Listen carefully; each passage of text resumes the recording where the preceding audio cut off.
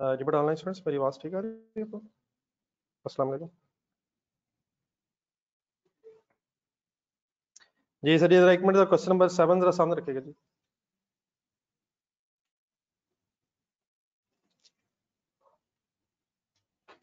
Question number 7 please सामने। एक दो वर्किंग जरा पहले मुझे करवा दें, उसके बाद फिर अगर आपको कोई क्वेश्चन रह गया। ये ऑनलाइन स्टूडेंट्स आप लोगों ने कंप्लीट किया? ये वैसे ट्राई तो कर लिया ना आप लोगों ने? सर सबसे पहले जरा present value of lease payments की वर्किंग करवाएं जरा। Present value of lease payments की वर्किंग। कितने रेंटल्स थे? कितने का एक रेंटल था?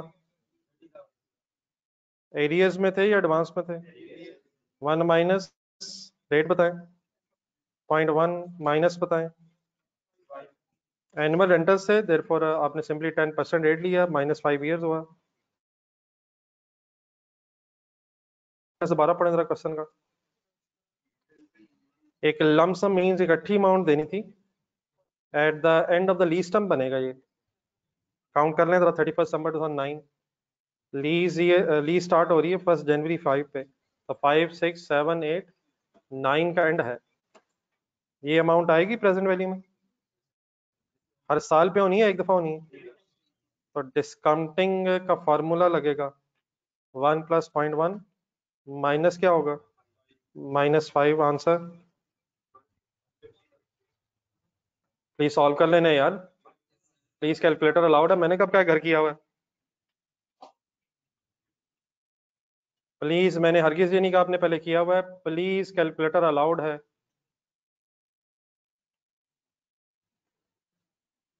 क्या आंसर आ रहा है? सॉल्व करें करें करें। बस अब स्टार्ट लेने कर ली यार, और कब पढ़ना है? 1,50,000 ठीक है प्लीज सारा। What is the double entry पहली? Right of use asset debit, lease liability credit. Data देख के बताएं डेप्रिसिएशन का डिसीजन कैसे लेंगे? यूजफुल लाइफ पे या लीज टर्म पे? Why useful life? Ownership transfer हो रही है, तो 1,50,000 डिवाइड बाय 10 होके हर साल की डेप्रिसिएशन आ रही है। ठीक है प्लीज। बाकी बेटा, ये डिस्कशन का मकसद सिर्फ एक ये है कि एक छोटी सी नई चीज है शायद। जब आप टेबल बनाएंगे, date, rentals, lease, principal, interest and balance,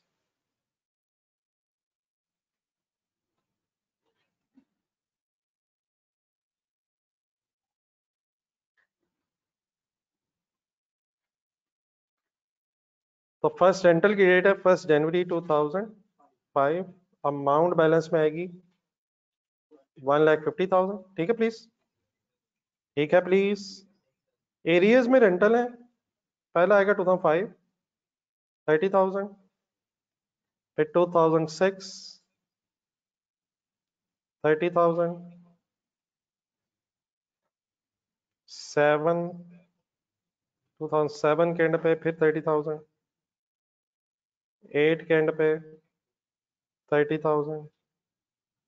सिर्फ एक प्रॉब्लम ये आएगा कि 2009 के एंड पे एक एरियर में रेंटल भी है 30,000। वैसे तो शायद ये टेबल पता नहीं आपने कंप्लीट किया होगा या नहीं, मेरा ख्याल है रिक्वायरमेंट देखें, मेरा ख्याल है जरूरत नहीं थी वैसे। ये पढ़े प्लीज रिक्वायरमेंट। हाँ सॉरी, बल्कि 5 नहीं, 5 एंड 9 है मेरा ख्याल। हाँ 9 एंड 9 है, तो 9 की एंट्रीज करने के लिए आपको कंप्लीट करना पड़ा होगा टेबल। तो ये जो आखिरी इंस्टॉलमेंट है ना 30,000, उसकी डेट भी 31 दिसंबर 9 है, और वो जो लम सम है वो भी 31 दिसंबर 2009 है। तो अगर एक से ज्यादा अमाउंट किसी सेम डेट पे आ जाए, वैसे एक शायद छोटा सा नोट पे नजर पड़ी हो, लेकिन जरा मैं चाह रहा हूँ मेरे से भी जरा सुन लें। अगर किसी एक डेट पे एक से ज्यादा अमाउंट से इकट्ठी हो जाए, सेम डेट पे एक से ज्यादा अमाउंट्स हो, तो आपने सिंपली उन्हें ऐड करके अपना टेबल बना लेना है। Every other thing remain same. मसलन जरा पढ़े जरा नीचे एक नोट, क्या सेंटेंस है? अच्छा, इसमें थोड़ी सी एहतियात करें, लिखा हुआ है if more than one amounts are on the same date. जरा क्वेश्चन नंबर 3 का टेबल निकालें जरा। मेरिकल टेक्सटाइल का अपने रजिस्टर में टेबल निकालें।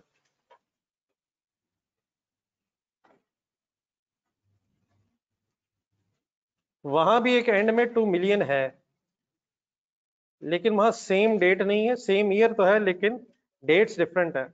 इंस्टॉलमेंट साल के शुरू में मिल गई प्लीज, 5.8 मिलियन आखिरी की बात कर रहा हूँ। आखिरी इंस्टॉलमेंट साल के शुरू में है और 2 million at the end of the lease term है, तो सेम ईयर तो वो बन रहा है। लेकिन मैं बात करूं अगर सेम डेट हो, अगर डिफरेंट डेट्स हो तो अकॉर्डिंगली आपने डिफरेंट डेट्स पे लिखना है, जैसे क्वेश्चन नंबर 3 में लिखा है। लेकिन अगर किसी सेम डेट पे, पूरा कर दें जरा सेंटेंस मेरा, अगर किसी सेम डेट पे एक से ज्यादा अमाउंट्स आ जाएं तो आपने उसे टेबल बनाते हुए सिंपली बस आपस में ऐड करके, मींस डबल एट 4 to 4 बस आ जाएगा, and every other thing remain same. Clear हो जाएगा प्लीज, क्लियर हो जाएगा। इसका जरा ब्रेकअप बता देंगे लास्ट का क्या आया था जिन्होंने सॉल्व किया हुआ है। 80 385 8039, ये फिगर्स सारी वैसी ही आई हैं। ये 8039 जो है ये बैलेंस रेट में लगा है, बैलेंसिंग फिगर आई है। सिर्फ नई चीज इस डेटा में ये थी कि लास्ट इंस्टॉलमेंट की डेट और लम सम की डेट सेम होने की वजह से हमें फिगर्स को कंबाइन करके लिखना पड़ रहा है। 8039 इंटरेस्ट में आएगा और 8037 प्रिंसिपल में आएगा। गुजारा हो गया मेरा ख्याल। बाकी अगर आपका कोई इशू रह गया हो, कोई आपने सॉल्व किया हो, आपके जहन में पॉइंट रह गया हो, कल एक टेस्ट हुआ था, जरा अपने नोट्स निकालें जरा। कल एक टेस्ट हुआ था, अपने जरा नोट्स, ये पेजेस जो आपको मिले थे इसके बिल्कुल एंड में आखिरी,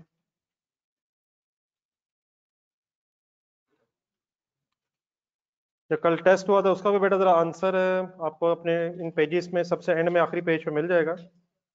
मिल गया? तो ये भी जरा आज होमवर्क पे रख लें, आज जरा इसे दोबारा देख लें, अगर कोई मिस्टेक हुई थी तो वो भी फाइनल कर लेते हैं। ठीक है प्लीज? ठीक है सर। टेस्ट वाला क्वेश्चन आपके पेजेस पे सबसे एंड में आपको मिल जाएगा, तो उसको भी जरा देख लीजिएगा। अगर कोई चीज रह गई जो समझ नहीं आ रही वो इंशाल्लाह फिर कल डिस्कस कर लेते हैं। ठीक है प्लीज जी ऑनलाइन स्टूडेंट्स, ओके।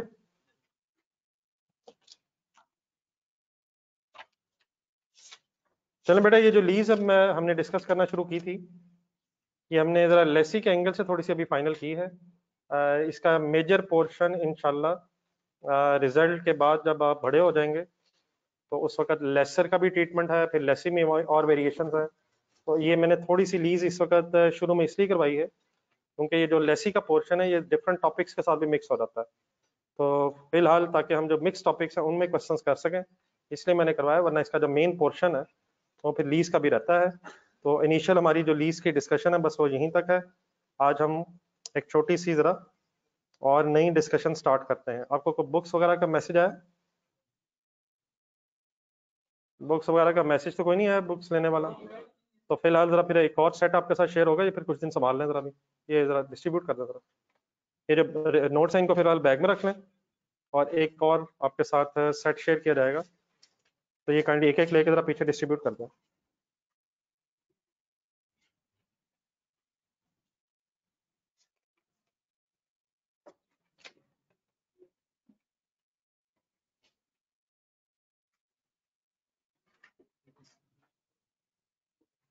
ये एसेट मुजम्मिल साहब 1,50,000 पे रिकॉर्ड हुआ है, तो उसकी ग्रॉस कैरिंग अमाउंट 150 होगी ना यार। डेप्रिसिएशन 15,000 करके लेस हो रही होगी।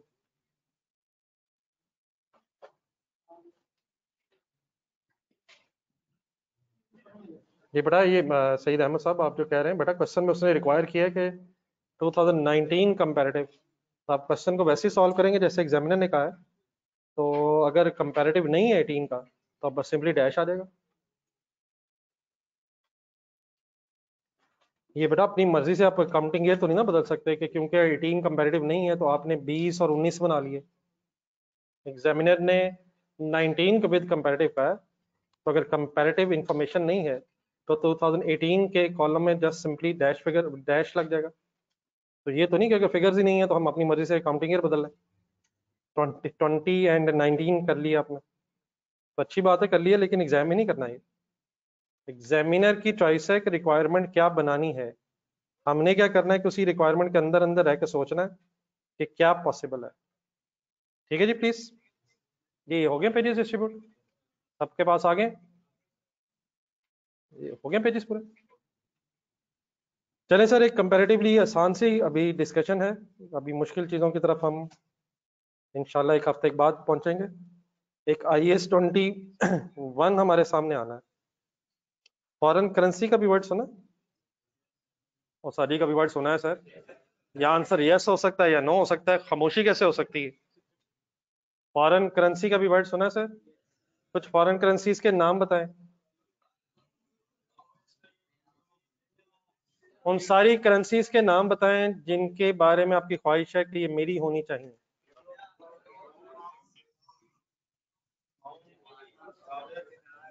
सर सॉरी, मुझे बताना था सर। पाकिस्तानी रुपयों के अलावा हर करेंसी के बारे में हमारी ख्वाहिश है कि वही करेंसी हमारी हो। मसलन नंबर 1 प्लीज यार, फॉरेन करेंसीज, US डॉलर्स आगे, ब्रिटिश पाउंड, यूरोज, दिनार, रियाल, दिरहम्स वगैरह वगैरह। हर करेंसी पाकिस्तान में फॉरेन करेंसी कहलाएगी जो लोकल करेंसी के अलावा करेंसी है। अगर आप अमेरिका में हो तो किस करेंसी के अलावा सारी फॉरेन करेंसीज हैं? तो जो लोकल करेंसी होती है किसी मुल्क की, उस करेंसी के अलावा जो करेंसीज हैं वो फॉरेन करेंसीज हैं। और अगर आप किसी फॉरेन करेंसी में ट्रांजैक्शन कर रहे हो तो उसको कैसे रिकॉर्ड करते हैं, ये आज हम डिस्कस करने लगे हैं। लेट्स अज्यूम आप पाकिस्तान में काउंटिंग कर रहे हैं, तो पाकिस्तान में सारी फाइनेंशियल स्टेटमेंट्स बनाते हुए आप रुपीस में अकाउंटिंग एंट्रीज बना रहे होंगे। लेकिन अगर कोई आपने इक्विपमेंट फॉर एग्जांपल अमेरिका से परचेज की है और अमेरिका में सप्लायर को आपने डॉलर्स में पेमेंट की है, फॉर एग्जांपल $2 लाख का कोई इक्विपमेंट आपने खरीदा है, तो इक्विपमेंट डेबिट कैश क्रेडिट की जो एंट्री है ये $2 लाख पे नहीं होगी। पाकिस्तान में सारी अकाउंटिंग आप रुपीस में डॉलर्स को कन्वर्ट करके कर रहे होंगे। तो एक करेंसी कन्वर्जन रेट का भी वर्ड सुना? मसलन आजकल तकरीबन 280 रुपीस का अगर $1 है तो कैलकुलेटर पकड़ना रहा, 2 लाख रुपए का अगर इक्विपमेंट हो, प्लीज अपना अपना कैलकुलेटर सर, प्लीज सर, ये मोबाइल गलती से हाथ में आया सर, सॉरी, उसी में कैलकुलेटर, माशाल्लाह सर जमाना तरक्की कर गया सर। $2 लाख है, मल्टीप्लाई बाय 80 करें जरा, ये जो भी आया क्या आया?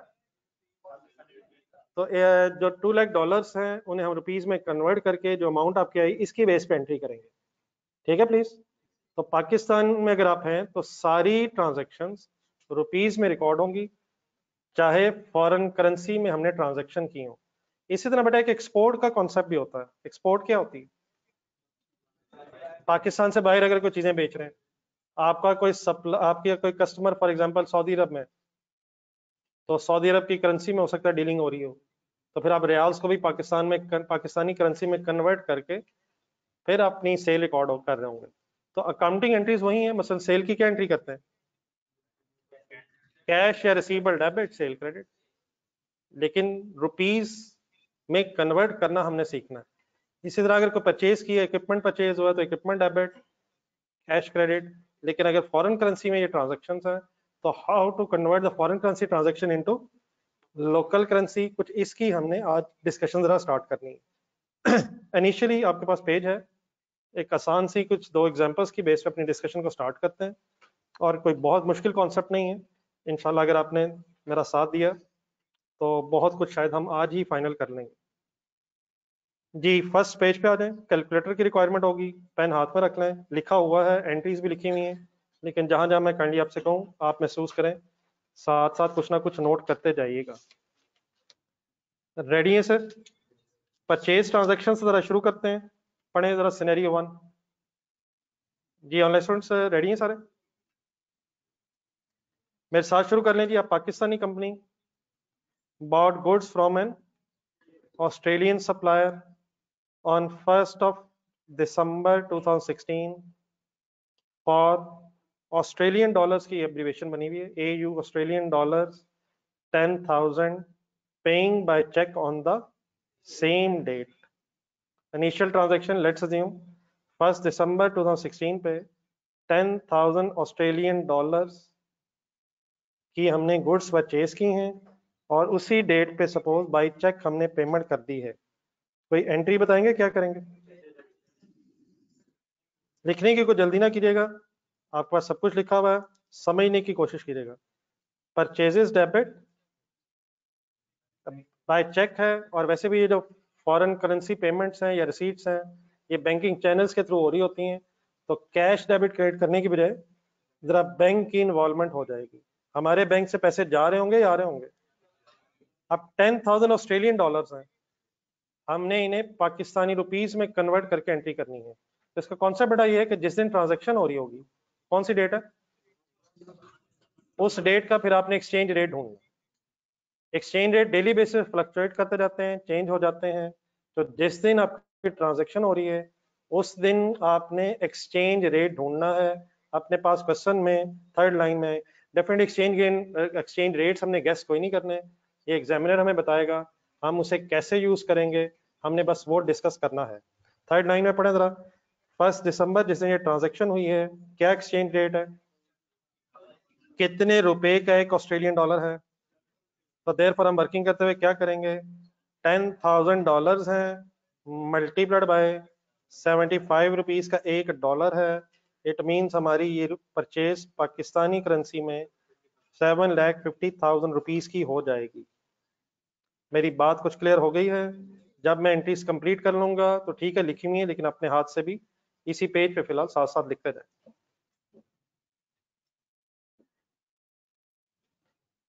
जिस डेट पे आप एंट्री कर रहे होते हैं ट्रांजैक्शन डेट पे, उस डेट पे फिर आप एक्सचेंज रेट ढूंढ रहे होते हैं।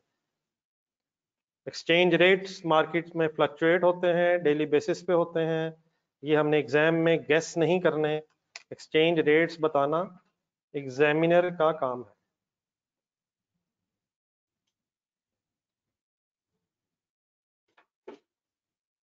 ये अगर पेजेस कुछ सब तक अब हो गए पूरे, आपको इधर आया तो नहीं गया, कोई साहब रहा तो नहीं गया प्लीज?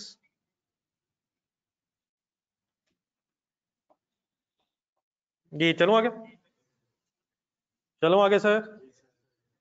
चलो बेटा यही जो ट्रांजैक्शन अब इसी में कुछ फर्दर चेंजेस करके हम डिस्कस करेंगे।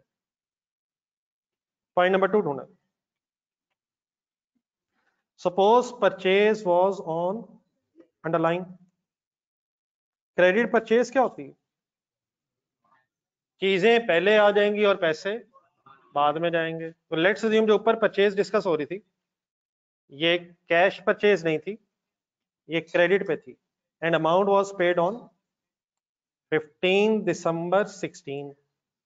फर्स्ट लाइन में जाए, फर्स्ट पॉइंट में जाए, परचेज डेट वही है, कौन सी, 1 दिसंबर, लेकिन परचेज सपोज क्रेडिट पे थी और पेमेंट उस दिन नहीं हुई है।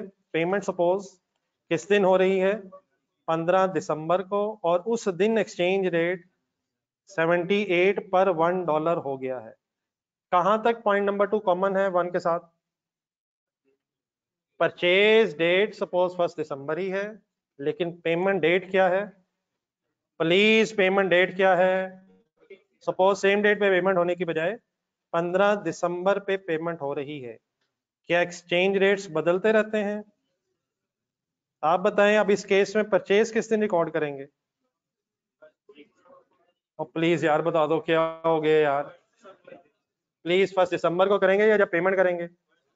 परचेज की एंट्री बताएं। परचेजेस डेबिट, लेकिन अब बैंक उस दिन क्रेडिट नहीं होगा, वक्ती तौर पे एक लायबिलिटी बनेगी, पेएबल क्रेडिट हो जाएगा, फॉरेन करेंसी पेएबल। दोबारा एक सेकंड बोर्ड पे देखें गौर से, ये बेटा हम जब एंट्री कर रहे हैं तो 1 दिसंबर की बात है। यकीनन जब सिनेरियो 2 हमने पढ़ा है तो हमें पता चल गया है कि 15 दिसंबर वाले दिन रेट 78 हो गया है। एग्जामिनर ने अब क्वेश्चन बनाते हुए आपको सारी इंफॉर्मेशन तो दे देनी है, लेकिन जरा थोड़ा सा रियल लाइफ में सोचें। 1 दिसंबर वाले दिन आपको 1 दिसंबर का तो रेट पता होगा, 15 दिसंबर का रेट आपको कब पता चलेगा, जब 15 दिसंबर आएगी। तो जब 1 दिसंबर वाले दिन हम एंट्री कर रहे होंगे तो उस वक्त हमारे पास उसी दिन का एक्सचेंज रेट होगा। 15 दिसंबर का रेट तब पता चलेगा जब उस डेट पे हम पेमेंट कर रहे होंगे। देयरफॉर जो रेट आप यूज करेंगे वो ट्रांजैक्शन डेट का रेट इनिशियली होगा, लेकिन क्या फ्लक्चुएशन की वजह से बाद में चेंजेस आ सकती हैं? तो किस दिन का रेट आप मुझे दोबारा बताएंगे आप प्लीज, 15 का या फिलहाल ये कम का? फिलहाल फर्स्ट डे पे जब हम खड़े हैं तो परचेज रेट आप सॉरी परचेज वाले दिन आप परचेज का रेट यूज कर रहे होंगे। ओके है प्लीज? तो $1000 $10,000 मल्टीप्लाइड बाय क्या उस दिन हमें 75 ही पता है, तो इज इक्वल टू 7,50,000 से ये पहली ट्रांजैक्शन 1 दिसंबर वाले दिन रिकॉर्ड हो जाएगी। Any confusion? अभी लिखने की जल्दी ना कीजिएगा please. Any confusion? Why I am not using rate of 78? 78 वाला रेट क्यों नहीं यूज कर रहा? वो अभी हमें पता ही क्यों नहीं होगा? क्योंकि हम तो 1 दिसंबर पे अभी खड़े हैं। Any confusion? लेकिन 15 दिसंबर की जब डेट आएगी तो क्या फिर आप अपनी लाइबिलिटी सेटल कर रहे होंगे? प्लीज कर रहे होंगे? प्लीज कर रहे होंगे? उस दिन आपके बैंक से, अब ये ट्रांजैक्शन फॉरेन करेंसी की बैंकिंग चैनल से है, तो रादर देन कैश कौन सा हेड यूज करेंगे हम? बैंक से कितने पैसे जा रहे होंगे, कैसे जा रहे होंगे? $10,000 हैं, लेकिन अब किस रेट के हिसाब से जा रहे होंगे? 78। ओके है सर? जिस दिन पेमेंट हो रही है उस दिन रेट अब चेंज होके 78 हो गया है, तो आपके बैंक से पाकिस्तानी करेंसी कितनी जा रही होगी? कितने रुपए वाली लाइबिलिटी कितने रुपए में सेटल हो रही है? अच्छी भली हमारी लाइबिलिटी 7,50,000 पे रिकॉर्डेड थी, लेकिन पेमेंट करते हुए कितने पैसे जा रहे हैं? क्या फॉरेन करेंसी की फ्लक्चुएशन की वजह से कोई लॉस तो नहीं हो रहा है? अगर ये रेट 75 ही रहता तो 75,000 वाली 7,50,000 वाली liability as it is settle हो जानी थी, लेकिन फॉरेन करेंसी की फ्लक्चुएशन की वजह से गेन भी हो सकता है और लॉस भी हो सकता है। Why there is a loss? $1 पहले कितने का आ रहा था और अब $1 क्या महंगा हो गया डॉलर? क्या रेट के बढ़ने से आपको लॉस हो रहा होगा? लॉस हो रहा होगा या गेन हो रहा होगा? Why loss? अब मेरे वर्ड भी सुने, कितने वाली लाइबिलिटी कितने पे सेटल हो रही है? बिजनेस हमेशा आपने अपना ही समझा करना है। 7,50,000 वाली लाइबिलिटी अगर 7,80,000 पे सेटल हो रही है, आपको अच्छा लग रहा है या बुरा लग रहा है? कितने ज्यादा देने पड़ गए हैं? ये 30,000 जो एक्स्ट्रा देना पड़ गया है, ये 30,000 डिफरेंस आया है एक्सचेंज रेट्स के चेंज होने की वजह से। देयरफॉर इसको कहते हैं foreign foreign foreign exchange loss, लेकिन उसके लिए वर्ड जरा कम कर रहा हूँ, फॉरेक्स लॉस वर्ड यूज कर रहा हूँ। Forex is an abbreviation of foreign exchange loss, लेकिन वर्ड जरा ज्यादा है, इसलिए नॉर्मली जरा इसे थोड़ा सा कम कर लिया जाता है। और ये लॉस कहाँ जाएगा? ये फिर प्रॉफिट एंड लॉस में 30,000 लॉस आएगा। क्या हमेशा लॉस ही होगा? अगर सपोज रेट 74 हो जाता तो कितने वाली लाइबिलिटी कितने में सेटल होती? ट्राई करें 7,50,000 वाली लाइबिलिटी 7 लाख, तो कितने कम पैसे देने पड़ने थे? एक और आसान तरीका ये है, अगर एंट्री लिखते हुए डिफरेंस डेबिट अमाउंट्स में रह जाए तो लॉस होगा, और अगर क्रेडिट अमाउंट्स में रह जाए तो गेन होगा। ज्यादा बेहतर तरीका फाइनली सुने, अगर अच्छा लग रहा होगा तो आप नॉर्मल लोग हैं, गेन हो रहा होगा, और अगर बुरा लग रहा होगा तो लॉस हो जाएगा। होपफुली शायद आप अभी फिलहाल हंस रहे हो, लेकिन फाइनली यही बात फाइनल होनी है, क्या रेट बढ़ना गेन है या कम होना? लेकिन अगर फॉरेन करेंसी आपको आनी है तो ठीक है, फिलहाल आपको पता चल गया रेट बढ़ने से लॉस हो रहा है। फिलहाल रेट बढ़ने से लॉस हो रहा है या गेन हो रहा है? क्योंकि पेमेंट करनी है, लॉस हो रहा है। ज्यादा बेहतर ये है कि डिफरेंस अगर क्रेडिट अमाउंट्स में आएगा तो गेन है, डेबिट अमाउंट्स में आएगा लॉस है। उससे भी ज्यादा अच्छा तरीका क्या है, कितने वाली लाइबिलिटी कितने में सेटल हो रही है? तो बिजनेस आपका है, आपको कैसा लगा है? लेकिन वाले ये एक assumption है कि आप नॉर्मल लोग एंट्रीज लिखें। एक नॉर्मल आदमी को अपना फायदा अच्छा लगता है और अपना नुकसान उसे बुरा लगता है।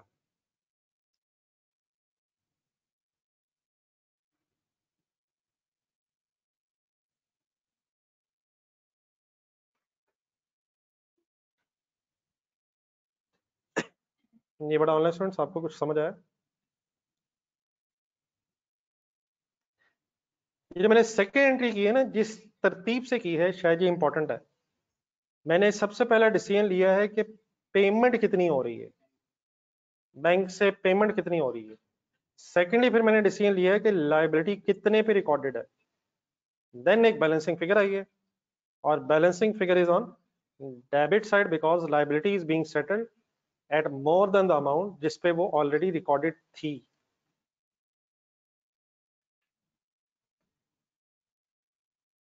Any confusion sir? फाइनली ये बट ऑनलाइन स्टूडेंट्स,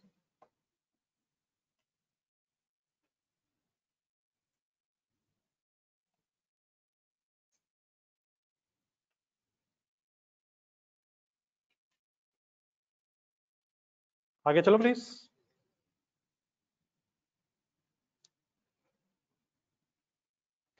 ये फर्स्ट सिनेरियो में जाए, इस पेज के स्टार्ट पे जो फर्स्ट सिनेरियो था उसमें ना गेन हुआ है ना लॉस हुआ है। अगर तो जिस दिन ट्रांजैक्शन है उस दिन पेमेंट हो जाए, फिर तो जो रेट था उस हिसाब से पेमेंट होगी, फिर बहस खत्म है। ये गेन लॉस कब शायद आएगा?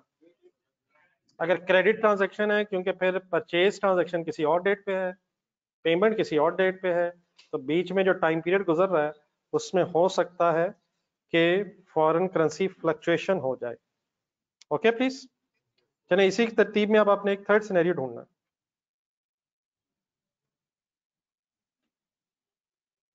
Suppose purchase was on credit, once again ऊपर से चल रहा है। परचेज सपोज क्रेडिट पे ही है 1 दिसंबर पे जो ऊपर लिखा हुआ था, but amount was paid on 15 दिसंबर की बजाय सपोज पेमेंट हुई है 15 जनवरी 2017 नेक्स्ट ईयर में, और उस वक्त एक्सचेंज रेट 77 पर यूएस डॉलर हो गया है। कंपनी जिसकी हम बात कर रहे हैं उसका सपोज ईयर एंड 31 दिसंबर 2016 है, और ईयर एंड पे एक्सचेंज रेट 79 पर यूएस डॉलर है। कहां तक ये वाला थर्ड पॉइंट फर्स्ट पॉइंट के साथ लिंक्ड है प्लीज? परचेज डेट प्लीज अभी भी क्या है? सपोज 1 दिसंबर है, लेकिन अब पॉइंट नंबर 2 एप्लीकेबल नहीं है। पेमेंट सपोज 15 दिसंबर की बजाय 15 जनवरी अगले साल हो रही है, और ईयर एंड कंपनी का 31 दिसंबर है, जिसका मतलब, मेरे वर्ड गौर से सुने, परचेज की ट्रांजैक्शन 2016 वाले अकाउंटिंग ईयर में है, और settlement of liability next accounting year के अंदर हो रही है। अब आपने आगे एंट्रीज नहीं देखनी है, लॉजिकली अप्लाई करना है और बताना है किस डेट पे क्या होना चाहिए। फर्स्ट डेट सजेस्ट करें, किस डेट पे एंट्री होनी चाहिए? 1 दिसंबर 2016 पे मुझे क्यों रोका है आप लोगों ने? परचेज की एंट्री बताएं। क्या पैसे अभी जाने हैं? पैसे अभी जाने हैं, पेएबल है, पैसे अभी जाने हैं, यस सर। कैसे वर्किंग करूं इसकी? $10,000 है, इस दिन हमें कौन सा रेट पता होगा? 75। हमारी परचेज 7,50,000 रुपीज से रिकॉर्ड हो गई। Any confusion please? Any confusion sir? Next date सोच कर जरा बताएं। 15 दिसंबर को क्या करूं? 15 दिसंबर अब रेलिवेंट क्यों नहीं है? प्लीज 15 दिसंबर रेलिवेंट क्यों नहीं है? क्योंकि सिनेरियो 3 है। पेमेंट किस दिन होनी है? 15 जनवरी। तो क्या इस करंट अकाउंटिंग ईयर में कोई और एंट्री बनती है? कोई करंट अकाउंटिंग ईयर के एंड पे एंट्री बनती है? ईयर एंडेड हमारा है 31 दिसंबर 2016, पेमेंट डेट है 15 जनवरी 2017, तो वो तो बेटा अब नेक्स्ट अकाउंटिंग ईयर हो जाएगा। ठीक है, यहां तक परचेज करंट ईयर में है, पेमेंट नेक्स्ट अकाउंटिंग ईयर में है, ये क्लियर है प्लीज? प्लीज क्लियर है? इस अकाउंटिंग ईयर में पेमेंट की एंट्री नहीं आनी है, लेकिन काइंडली 31 दिसंबर 2016 की डेट जरा जहन में लाएं जिस दिन हमारा ईयर एंड हो रहा होगा। Statement of financial position as on बनती है। प्लीज किसी को पता है सर? क्या उस स्टेटमेंट ऑफ फाइनेंशियल पोजीशन में हमारी कोई पेएबल की लायबिलिटी आनी है? क्या ईयर एंड पे अभी हमारा पेएबल रहता है? कितना पेएबल रिकॉर्ड किया था? 7,50,000 का पेएबल रिकॉर्ड किया था, किस रेट के हिसाब से? लेकिन बेटा ये जो स्टेटमेंट ऑफ फाइनेंशियल पोजीशन है उसमें फिगर्स एज ऑन अपीयर होती हैं। ये प्लीज किसी को पता है सर? पेएबल हमारी स्टेटमेंट ऑफ फाइनेंशियल पोजीशन में आना है, फॉरेन करेंसी पेएबल $10,000 ही है, लेकिन statement of financial position financial statements rupees में बननी है। तो जो 7,50,000 है ये 1 दिसंबर के रेट की बेस पे लायबिलिटी है। ये 31 दिसंबर वाली स्टेटमेंट ऑफ फाइनेंशियल पोजीशन में एज ऑन लिखना मुनासिब नहीं है। कुछ मेरी बात क्लियर हो रही है प्लीज? तो ईयर एंड पे ये जो पेएबल्स हैं ये ट्रांसलेट किए जाते हैं based on the closing rate. क्या वर्ड बोला मैंने? ईयर एंड पे जो पेएबल्स हैं ये ट्रांसलेट किए जाते हैं based on the closing rate. मतलब मेरी इस बात का ये है कि $10,000 है, एक मिनट कैलकुलेटर पकड़ना, $10,000 हैं, एज ऑन रेट बताएं क्या ढूंढ गए? एज ऑन रेट प्लीज क्या है? 77 77 या 79? सॉरी आप सही कह रहे हैं 79 है। ये मैं इस वक्त किस डेट की बात कर रहा हूँ? तो मल्टीप्लाइड बाय 79 करें। क्या लायबिलिटी हमारी स्टेटमेंट ऑफ फाइनेंशियल पोजीशन में 7,50,000 पे अपीयर होनी चाहिए या 7,90,000 पे? क्यों 7,90,000 पे? स्टेटमेंट ऑफ फाइनेंशियल पोजीशन को फॉर द ईयर नहीं होती, ये एज ऑन होती है। तो ईयर एंड पे जो $10,000 देने हैं वो 7,90,000 रुपए के पाकिस्तानी करेंसी में हो गए हैं। तो हमारी लायबिलिटी रिकॉर्डेड कितने पे थी और अब होनी कितने पे चाहिए? तो क्या लायबिलिटी में कोई इंक्रीज आ रहा है? कितना इंक्रीज आ रहा है? 7,50,000 पे रिकॉर्डेड है, 7,90,000 पे आना चाहिए। कितने से लायबिलिटी बढ़ानी है? लायबिलिटी का बढ़ना आपको कैसा लग रहा है? अच्छा ये जो जितनी मैं अब इस वक्त स्टोरी सुना रहा हूँ जरा सेकंड सिनेरियो देखें। ये सेकंड सिनेरियो में तो मैंने ऐसी कोई बात नहीं की, हालांकि वहां भी परचेज और पेमेंट डेट में फर्क था। दोबारा मेरे कुछ वर्ड सुनते जाए, मैं अभी फर्दर में एक्सप्लेन भी करूंगा। अगर परचेज और परचेज की सेटलमेंट का मतलब पेमेंट सेम अकाउंटिंग ईयर में हो रही है, फिर तो ईयर एंड पे पेएबल है ही नहीं, और अगर पेएबल नहीं है तो उसने अपीयर भी नहीं होना है। इस केस में क्या हुआ है, अगर परचेज ट्रांजैक्शन किसी डिफरेंट अकाउंटिंग ईयर में है और सेटलमेंट किसी डिफरेंट अकाउंटिंग ईयर में जाके हो रही है, क्या और क्या में फर्क आ जाएगा? परचेज ट्रांजैक्शन में और सेटलमेंट डेट में अगर ईयर एंड बीच में आ जाए, परचेज और सेटलमेंट के दरमियान में कहीं अगर ईयर एंड आ जाए तो फिर ईयर एंड पे खड़े होकर आप ट्रांसलेशन कर रहे होंगे। तो what was the difference in second and third scenario? Second scenario में ठीक है क्रेडिट ट्रांजैक्शन थी, लेकिन सेम अकाउंटिंग ईयर में सेटलमेंट हो गई है। यहाँ क्योंकि सेटलमेंट नेक्स्ट अकाउंटिंग ईयर में होनी है, टेम्परेरी तौर पे एक पेएबल है जिसने स्टेटमेंट ऑफ फाइनेंशियल पोजीशन में आना है, तो फिर उसे क्लोजिंग रेट पे रीमेजर किया जाता है। दोबारा मैं जस्ट एक वर्किंग लिख रहा हूँ ताकि आपको जरा मेरी बात फाइनल समझ आ जाए। ईयर एंड पे जब मैं आया तो मैंने फॉरेन करेंसी अमाउंट उठाई, मल्टीप्लाइड बाय क्लोजिंग रेट किया। Liability should have been 7,90,000, already recorded है 7,50,000, विच मीन्स लायबिलिटी में 40,000 का इंक्रीज आ रहा है। अगर लायबिलिटी बढ़ रही है तो लायबिलिटी ने तो क्रेडिट ही होना है। 7,50,000 से क्रेडिट करूँ या डिफरेंस से करूँ? कितने डिफरेंस है? कितने पे ऑलरेडी रिकॉर्डेड है? 40,000 और ऐड होके 790 हो जाएगा। लेकिन पेएबल क्रेडिट के अगेंस्ट डेबिट क्या होना चाहिए? क्या अच्छा लग रहा है बुरा लग रहा है? तो फॉरेन एक्सचेंज लॉस की शायद बात हो रही है। क्या लायबिलिटी का बढ़ना आपको अच्छा लग रहा है या बुरा लग रहा है? Why it is a loss? Liability increase हो रही है। कितने से इंक्रीज हो रही है? ये डिफरेंस कहाँ चला जाएगा? 40,000 प्रॉफिट एंड लॉस में चला जाएगा। Any confusion? यहाँ तक दो एंट्रीज लिख लें, जो सेटलमेंट की एंट्री है वो फिर मैं अभी डिस्कस करता हूँ। ऊपर ईयर एंड भी आप लिख लीजिएगा क्योंकि अब दो डिफरेंट ईयर एंड्स इन्वॉल्व हो गए। अगर आप महसूस करें 7 जगह कम है तो डेफिनेटली रजिस्टर अलाउड है, ये कोई जरूरी नहीं कि साथ ही लिखें, सही तरह एक्सप्लेन करके लिखें जहां आप लिखना चाहें।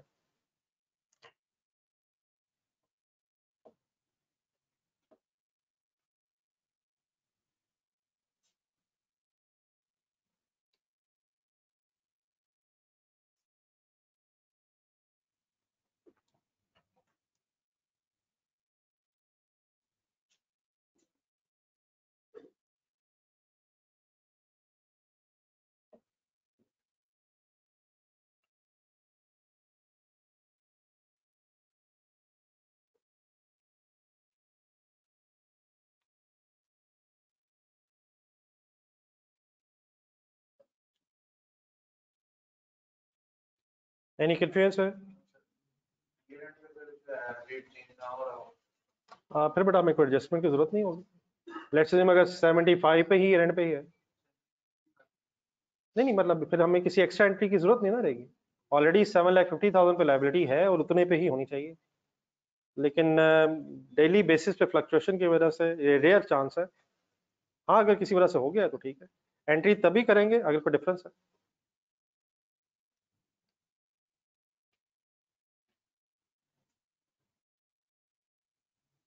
नहीं सर ये एक्चुअल लॉस है, इस वक्त ये एक्चुअल लॉस है, इस वक्त ये लाइबिलिटी इतनी हो गई है, ये कोई एस्टिमेटेड रेट्स नहीं है, ये एक्चुअल रेट्स है,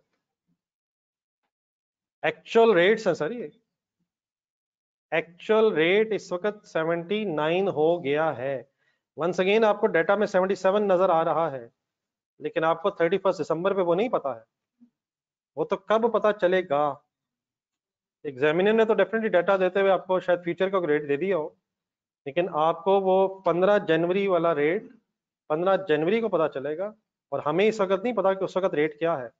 सब्सिक्वेंट फ्लक्चुएशन की वजह से वो कम भी हो सकता है और ज्यादा भी हो सकता है।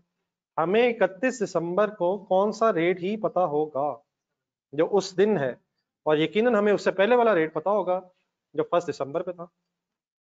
ठीक है मिस्टर अहमद?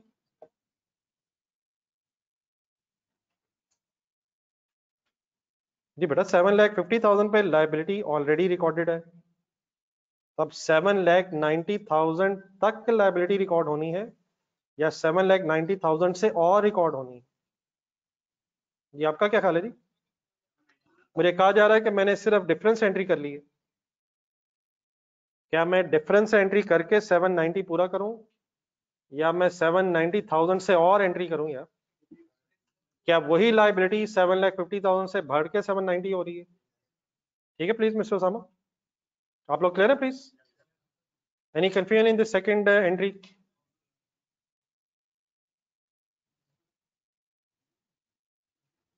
पेमेंट वाले दिन भी पता चलेगा और ईयर एंड पे भी पता चल गया है।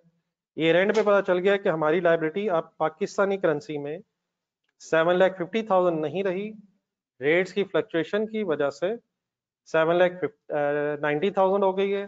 हाँ जब पेमेंट करेंगे उस वक्त फिर दोबारा पता चलेगा कि अब एक्चुअली लाइबिलिटी कितने पे सेटल हो रही है, डेट्स के डिफरेंस की वजह से और फ्लक्चुएशंस की वजह से ये चीजें साथ साथ वेरी कर सकती हैं। ठीक है मिस्टर अहमद, अब फाइनल है जी? आपके जहन में कोई कुछ कंफ्यूजन आ रही हो?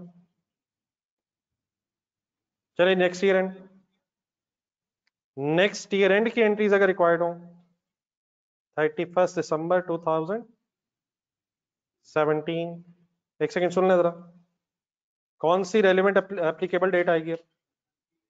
प्लीज करवानी है एंट्री, सभी करवानी है। 15 जनवरी 2017 जी। अब लाइबिलिटी की सेटलमेंट हो रही है, bank credit by how many dollar, multiplied by अब 77 का रेट हो गया है और आपके अकाउंट से अकॉर्डिंगली 7,70,000 जा रहा होगा। Any confusion? अब मेरा क्वेश्चन सुने प्लीज, आंसर देना है। कितने वाली लाइबिलिटी फाइनली 7,70,000 पे सेटल हो रही है? 7,50,000 वाली लाइबिलिटी, अब हमारी लाइबिलिटी 750 पे नहीं रही थी, 790 पे आ गई थी, तो 7,90,000 वाली लाइबिलिटी अगर 7,70,000 पे सेटल हो रही है तो कैसा लग रहा है, कैसा लग रहा है, गेन हो रहा है या लॉस हो रहा है? अब इस साल जो फ्लक्चुएशन हुई है उसकी वजह से हमें 20,000 का फॉरेक्स गेन हो रहा है। गेन हो या लॉस हो, रिस्पेक्टिव पीरियड्स के प्रॉफिट एंड लॉस में चला जाएगा। प्लीज ओके है सर, लिखे एंट्री।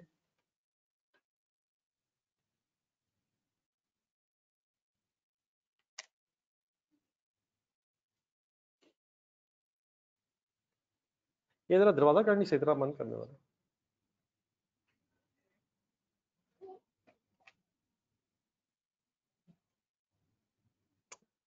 आप जरा आपको आगे आ जाए।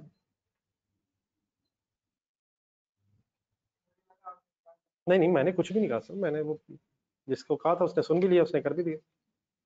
आप एंट्री लिख रहे हैं सर, आपका अल्हम्दुलिल्लाह गेन हो गया है, तो आपको कैसे डिस्टर्ब कर सकता हूँ?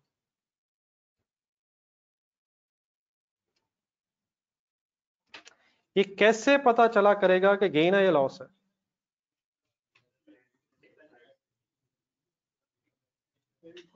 बोर्ड पे अगर गेन लिखा होगा तो गेन लिख लिया करेंगे। नहीं, दो तरीके ठीक है, डेबिट क्रेडिट बेस्ट ऑप्शन है, लेकिन मेरी ख्वाहिश ये है कि आप सोचते रहें साथ, क्योंकि आगे सोचना बस पड़ना है। कितने वाली लाइब्रेरी कितने पे सेटल हो रही है? वैसे तो अगर आप right in sense proper way से अगर एंट्री बनाना शुरू करेंगे, मैंने पेमेंट का डिसीजन लिया, लाइबिलिटी का डिसीजन लिया, ऑटोमेटिकली इंशाल्लाह सही जगह बैलेंसिंग फिगर आएगी अगर आप अपनी एंट्री सही कर रहे हैं। Any confusion? I am expecting a confusion online students.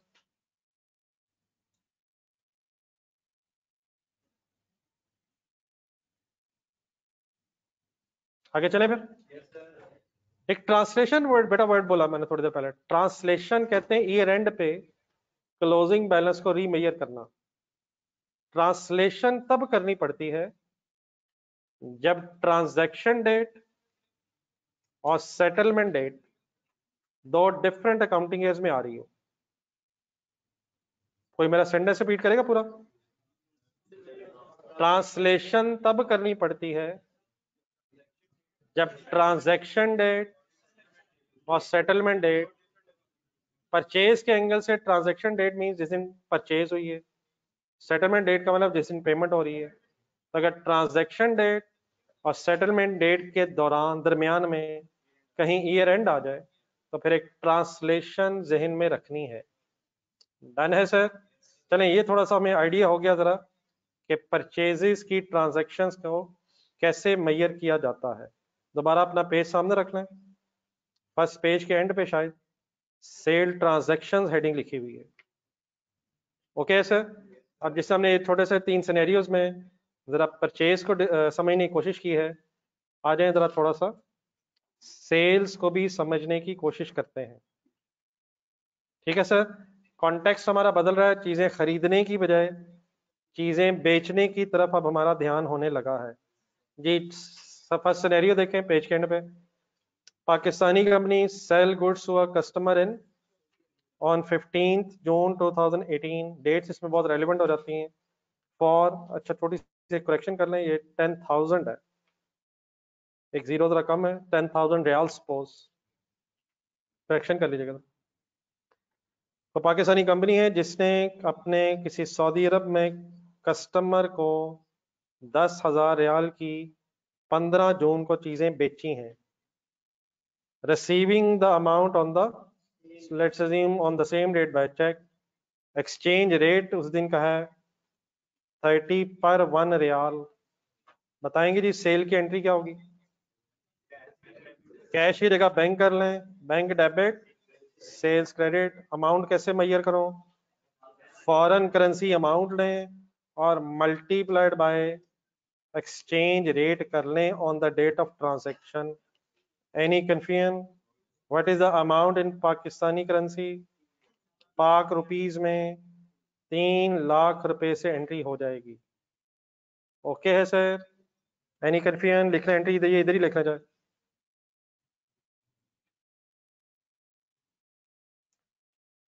तो बहुत ज़्यादा मुश्किल चीज़ हरगिज़ नहीं निकलनी, मैं बार बार कह रहा हूँ। सिंपली बस सोचते जाएं। Any confusion online students?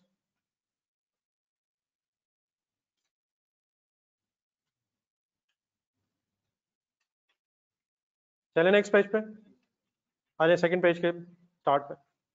Once again example linked है, जिस तरह परचेज वाली थी।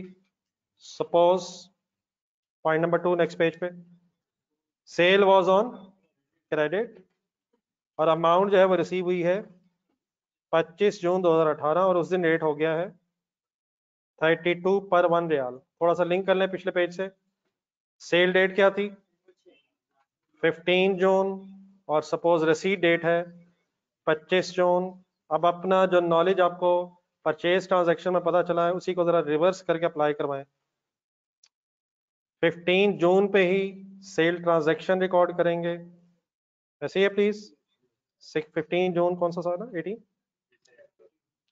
सेल डेट बोलिएगा था प्लीज, 15 जून 18 ही है जी सर जी। क्रेडिट सेल है 15 जून पे, डबल एंट्री बताएं क्या बनेगी?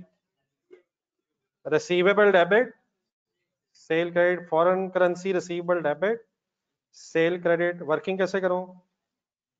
10,000 रियाल्स थे मल्टीप्लाइड बाय 15 जून को। आपको कौन सा रेट नहीं पता होगा? 15 जून वाले दिन आपको कौन सा रेट नहीं पता होगा? ये एंट्री किस रेट पे ही होगी? ओके प्लीज, 15 को रेट क्या था? इट मीन सेल ट्रांजैक्शन हमारी इनिशियली 15 जून के रेट पे 3 लाख रुपए के हिसाब से रिकॉर्ड हो गई। Any confusion? नेक्स्ट डेट बताएं। 25 जून को क्या हो रहा है? सेल हो रही है, रिसीट हो रही है, सेटलमेंट हो रही है in receipt, by receipt, by receiving the amount हमारी ट्रांजैक्शन सेटल हो रही है। Once again full concentrate. पैसे कितने आएंगे? आएंगे जाएंगे? फॉरेन करेंसी कितनी आएगी? 10,000। लेकिन अब फॉरेन करेंसी एक रियाल कितने रुपीस का है? 32। कितने पैसे पाकिस्तानी रुपीस में आएंगे? 3,20,000 रुपए पाकिस्तानी रुपीस कन्वर्ट होंगे। कितने का रिसीवेबल कितने में रिसीव हो रहा है? कैसा लग रहा है बिजनेस आपका है? और रेट बढ़ रहा है यार, खुदा के लिए रेट बढ़ रहा है। तो रेट बढ़ रहा है, कम होना बहस नहीं है। अच्छा भी लग रहा है और क्रेडिट साइड पे भी डिफरेंस आ रहा है। कितने वाला रिसीवेबल कितने में रिसीव हो रहा है? क्या अल्हम्दुलिल्लाह ज्यादा पैसे रिसीव हो गए हैं? क्या ये फॉरेन करेंसी फ्लक्चुएशन की वजह से ज्यादा रिसीव हुए हैं? Therefore this difference will be called as forex gain. I hope के बात सही क्लियर हो गई है। लिखें सर।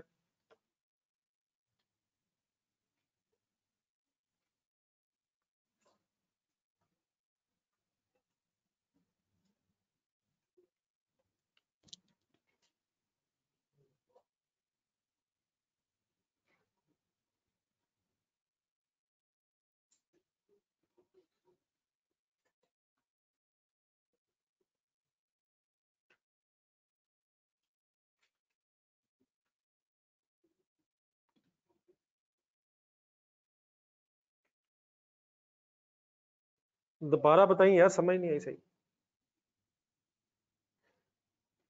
ये मैं साथ वाले के बिहाफ पे बताया, उसको सही समझ नहीं आ रही थी, मैंने कहा जरा दोबारा बता दो।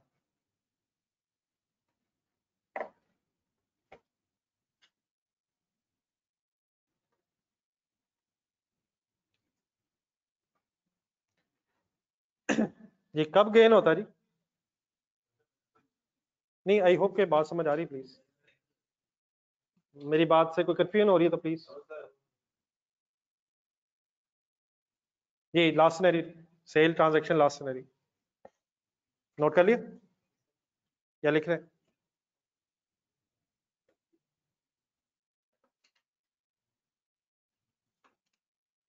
करें शुरू। Number 3 sir, second page start number 3। Suppose once again sale credit पे ही है, लेकिन रिसीट अमाउंट बदल रही है। 25 जून की बजाय सपोज 5 जुलाई पे एक्सचेंज रेट हो गया 33। ये एंड है 30 जून फॉर एग्जांपल, और 30 जून पे एक्सचेंज रेट हो गया था 34 पर रियाल। करवाएं जी एंट्रीज।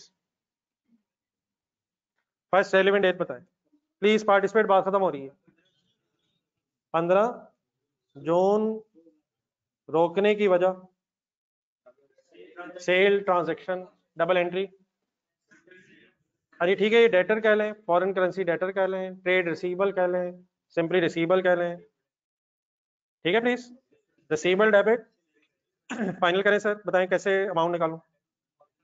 10,000 मल्टीप्लाइड बाय 30, किस दिन का रेट, जिस दिन ट्रांजैक्शन हो रही थी। Okay please, next relevant date सोच के 30 जून। रिसीट डेट क्या है, 5 जुलाई, नेक्स्ट अकाउंटिंग ईयर। किस ईयर एंड की पहले बात होगी अब, year ended 30th June 2018। Once again statement of financial position ज़हन में बनाएं। एसेट्स लायबिलिटीज एज ऑन होती हैं। कोई receivable statement of financial position में आ रहा होगा, कितने रियाल्स का, रियाल्स 10,000 ही है, ये भी क्लियर रखें, रियाल्स में चेंज नहीं आ रहा। फॉरेन करेंसी 10,000 ही है, लेकिन एक्सचेंज रेट की फ्लक्चुएशन की वजह से चेंज आ रहा है। तो वंस अगेन बेटा ये जो रिसीवेबल है, अब इसने ट्रांसलेट होना है, because once again transaction date is in a different accounting year. And settlement date. अब अगर सेल की बात हो रही है तो ट्रांजैक्शन डेट मीन सेल, और settlement date means receipt next accounting year में है। तो वंस अगेन जिस तरह पेबल और रिसीवेबल को इकट्ठा किया जा सकता है, अगर कोई फॉरेन करेंसी पेबल या फॉरेन करेंसी रिसीवेबल है तो उसने ईयर एंड पे based on closing rate translate होना है। किन दो चीजों ने ट्रांसलेट होना प्लीज, रिसीवेबल्स एंड पेबल्स ने रीमेजर होना है अगर ईयर एंड पे कोई फॉरेन करेंसी अमाउंट आ रही है। एनी कंफ्यूजन, वर्किंग आप करवाएंगे, कैसे करूं प्लीज यार, वर्किंग करवाएं। क्या करेंगे क्या करेंगे क्या करेंगे क्या करेंगे, एंट्री से पहले क्या करेंगे, फॉरेन करेंसी उठाएंगे, मल्टीप्लाइड बाय क्लोजिंग रेट बताएं 34, इट मींस 3,40,000 रुपीज रिसीवेबल हो गए हैं। कितना रिसीवेबल रिकॉर्डेड था, रिसीवेबल कितने से कितना होना है, कितने से बढ़ना है, रिसीवेबल बढ़ना कैसा लग रहा है, कितना अच्छा लग रहा है, 40,000 अच्छा लग रहा है। तो क्या ये फॉरेन एक्सचेंज लॉस है, अच्छा लग रहा है, इंशाल्लाह गेन ही है। Any confusion. तो पेबल्स और रिसीवेबल्स अगर ईयर एंड पे आ रहे हैं तो क्लोजिंग रेट की बेस पे रीमेजर हो जाएंगे। मेरी इस 40,000 की एंट्री के बाद हमारा रिसीवेबल टोटल कितना हो जाएगा, 3,40,000। और थोड़ी सी और हिम्मत कर लें, डेट्स देख के बताएं, ये करंट एसेट्स में आएगा या नॉन करंट में, करंट में क्यों, नेक्स्ट 12 मंथ्स में पैसे मिल रहे हैं, तो देयरफॉर करंट रिसीवेबल्स में 340,000 फिलहाल आएगा। कर लें wind up, next year and में आ जाए, ईयर एंडेड आ जाएगा हमारा 30th जून 2000 2019 वाले साल में डेट आएगी ना भैया, कौन सी डेट, 5 जून, सॉरी 5 जुलाई 2018। Any confusion. चले मेरा ख्याल एक काम जरा करें, ये दो एंट्रीज आप देख के लिखना चाहें तो देख के लिख लें, लास्ट एंट्री जरा इंडिविजुअली करें जी। नहीं यार, नेक्स्ट अकाउंटिंग ईयर सैम, एक मिनट रुकिएगा जी, मुझे यही खतरा था, भाई ने बात कर दी, अब कर ही लेते हैं। 5 जुलाई 2018 डेट है, किस ईयर एंड में आ रही है, नहीं नहीं भाई को बताने दो जरा।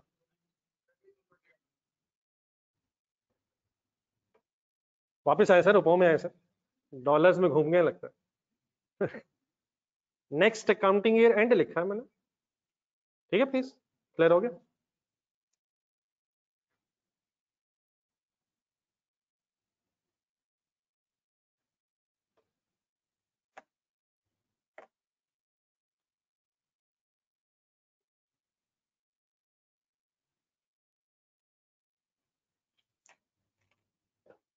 डॉलर अगर आपके पास हो तो रेट बढ़ना चाहिए कम होना चाहिए? एंट्री लिखते हुए जरा सोचें, फिर 1 मिनट बाद आंसर दीजिएगा सोच के। मैंने वो गेम दूसरी तरफ ले जा नहीं वरना।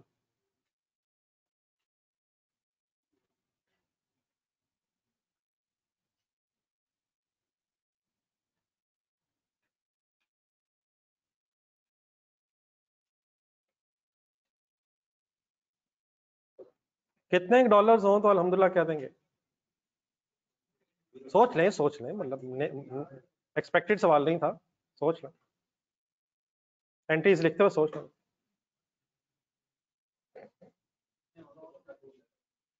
नहीं, बंदों को छोड़े सर, मैं आपकी बात कर रहा हूँ।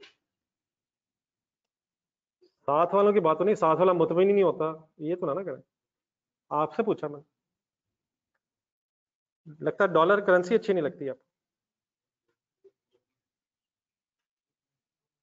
कौन सी करेंसी पसंद है? सोच लें, सोच के डिसीजन लें, क्योंकि पता कोई नहीं चलता, हो सकता है कबूलियत का वक्त हो।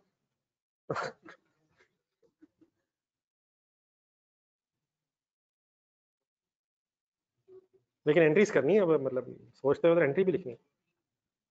या कल रख लेते हैं, कल बता दीजिएगा तो इतना तसल्ली से। कितने कितने हो, कौन सी करेंसी हो, तो अगला सवाल पूरा क्या है, तो अल्हम्दुलिल्लाह कह देंगे। कल इंशाल्लाह याद करवाइए जी। लास्ट एंट्री कर रहे हैं आप। साथ वाले को क्या पता है, अपना अपना होगा ना यार, उसका अपना अल्हम्दुलिल्लाह होगा, आपका अपना होगा। ओपिनियन ले रहे हैं, हिसाब लगा जे। नहीं नहीं, वो तो माशाल्लाह आप लोग नेक हैं, मैं अपने आप को जहन में रख के जरा पूछ रहा हूँ। नहीं, बात तो आपको बिल्कुल ठीक है। दोनों चीजें ठीक है आपकी। लगता है मेरे से शेयर नहीं करना चाह रहे मैं। हाँ, नजर लग ठीक। कुवैती करेंसी अल्हम्दुलिल्लाह सर, ऑनलाइन स्टूडेंट्स ने हिम्मत की है। आप लगता है बताना नहीं चाह रहे, वो बात सही निकली है, मेरी नजर लग जाएगी। और एंट्री लिख ली है सर। आंखों में डॉलर तो नहीं आ गए, जैसा कार्टून्स में एक जमाने, पता नहीं आप तो आते होंगे कार्टून्स में, किसी जमाने में जब हम देखते थे तो वो डॉलर बन जाते आंखों में। करेंसी बदल तो नहीं गई अब? यही कोई लास्ट एंट्री सजेस्ट करे जी। 5 जून को क्या हो रहा होगा? कितने रुपीस बनेंगे? 10,000 मल्टीप्लाइड बाय 33 के हिसाब से फाइनली पैसे मिल रहे हैं 3,30,000 रुपीस। कितने रिसीबल के अगेंस्ट मिल रहे हैं? सबको पता है रिसीबल 3,40,000 तक चला गया था। 3,40,000 का रिसीबल 3,30,000 में अगर रिसीव हो रहा है तो 10,000 कैसा लग रहा है? फॉरेक्स लॉस हो जाएगा। Dollar rate, sorry currency rate बढ़ना अच्छा है या बुरा है? बढ़ना अच्छा है या कम होना अच्छा है? ये बहस नहीं है, बिल्कुल सही वर्ड है, डिपेंड करता है। अगर पेमेंट करनी है, अगर पेमेंट करनी है तो अल्लाह करे 1 रुपए का 1 डॉलर हो जाए। ठीक है ना यार, 2 लाख रुपए का इक्विपमेंट है, 2 लाख डॉलर्स का, मल्टीप्लाइड बाय 1, 2 लाख रुपए दे के बात खत्म है। और अगर किसी फॉरेन कस्टमर से पैसे आने हो तब बेस्ट यही रहेगा। अच्छा लग रहा है बुरा लग रहा है, इंशाल्लाह गेम यही रहेगी, बिजनेस अपना समझे। अच्छा लगेगा तो इंशाल्लाह गेन है, और बुरा लगेगा तो लॉस है। लेकिन बार ये भी क्लियर रखें, क्रेडिट अमाउंट्स गेन है, डेबिट डिफरेंस लॉस है। चलें, आई होप कि हम कुछ रीजनेबली कॉन्सेप्ट समझ गए हैं। एनी कंफ्यूजन जी फाइनली?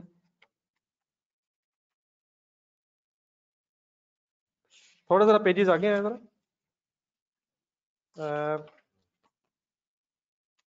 ये लास्ट में सेकंड लास्ट पेज, एंड से जरा शुरू करें। एक सेल्फ टेस्ट क्वेश्चन ढूंढना जरा, थोड़ी सी ये बात अभी शुरू हुई है, आज जरा पहले इसी को कंप्लीट करना। ये बड़ा सेल्फ टेस्ट क्वेश्चन लिखा हुआ है सेकंड लास्ट पेज के स्टार्ट पे, एंड से देखिए second last page, question number 1 IAS 21 self test question. मिल रही हेडिंग या नहीं मिल रही? ऑनलाइन स्टूडेंट्स आप जरा साथ रहिएगा यार।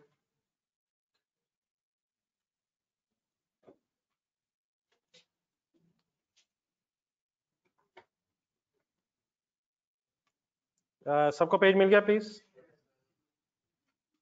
हाँ सर जी, क्वेश्चन नंबर 1।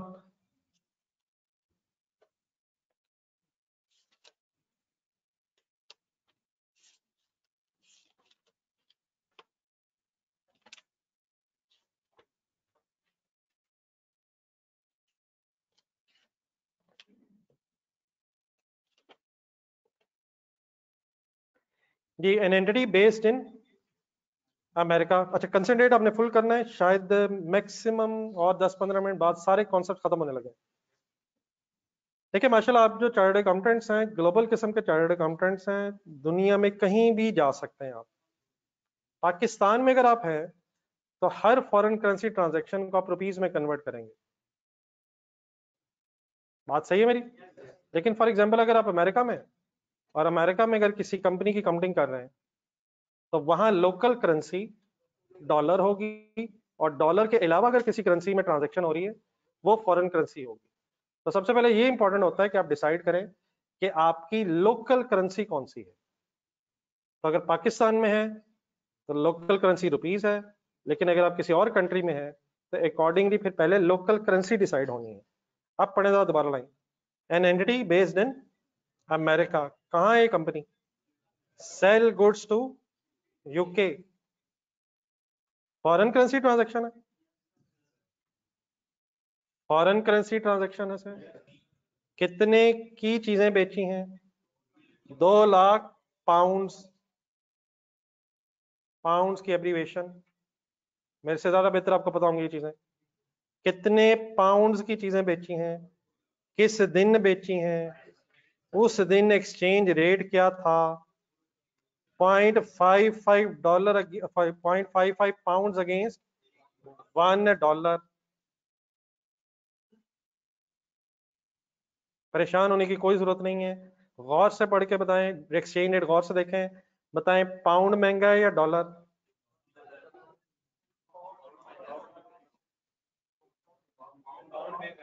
डॉक्टर्स नहीं है आप, डॉक्टर्स नहीं है, लड़ना भी नहीं है भाई से, लड़ना नहीं है, अपना अपना सोचना है प्लीज अकाउंटेंट्स।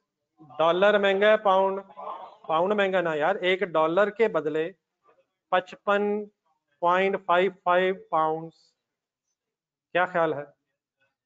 नहीं, रियल लाइफ की सिर्फ बात नहीं हो रही, रियल लाइफ में भी शायद ऐसे ही है, पाउंड कंपैरेटिवली महंगा है। लेकिन बहरहाल इस एक्सचेंज रेट के मुताबिक अगर आपके पास $1 होगा तो उसके बदले में 0.55, आधे से जरा ज्यादा है, 0.55 पाउंड मिलेगा, हाफ पाउंड से थोड़ा सा ज्यादा मिलेगा। आगे चलो। Customer page on 15th April 2013 when the rate was 0.6 against 0.6 pounds against $1। Functional currency अभी बार बार आएगा, ये मैं इंशाल्लाह डिटेल में डिस्कस करूंगा, लेकिन फिलहाल अंडरलाइन करके लिख लें, फिलहाल functional currency means local currency. जब तक मैं कुछ और आपको एग्जैक्टली ना मीनिंग बताऊं, तो ये वर्ड अगर आ जाए, कौन सा वर्ड, तो आपके जहन में क्या आना चाहिए? लोकल करेंसी की बात हो रही है, आपकी एंटिटी है अमेरिका में, तो आपने अपनी लोकल करेंसी क्या अज्यूम करनी है? डॉलर्स। इट मींस आपकी अकाउंटिंग अब डॉलर्स में होनी है। रिक्वायरमेंट पढ़ें। How does the US entity account for the transaction in its financial statements for the year ended 31 जुलाई 2013? हमारा ईयर एंड है 31 जुलाई, लेकिन ईयर एंड लिखा हुआ है। सब कुछ आपको पता है, फुल कंसंट्रेट करना है, रजिस्टर खोलना है। अब साथ साथ लिखने की बहस खत्म हो गई है, आपने प्लीज कंसंट्रेट करना है। सब रेडी है सर? कोई बिजनेस नेम अवेलेबल है जी? बिजनेस नेम है सच नहीं है, यूएस एंटिटी है बस।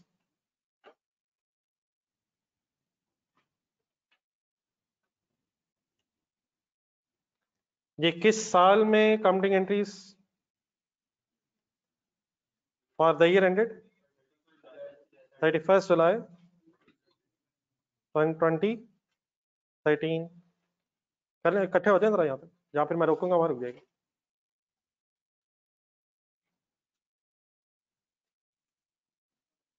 अच्छा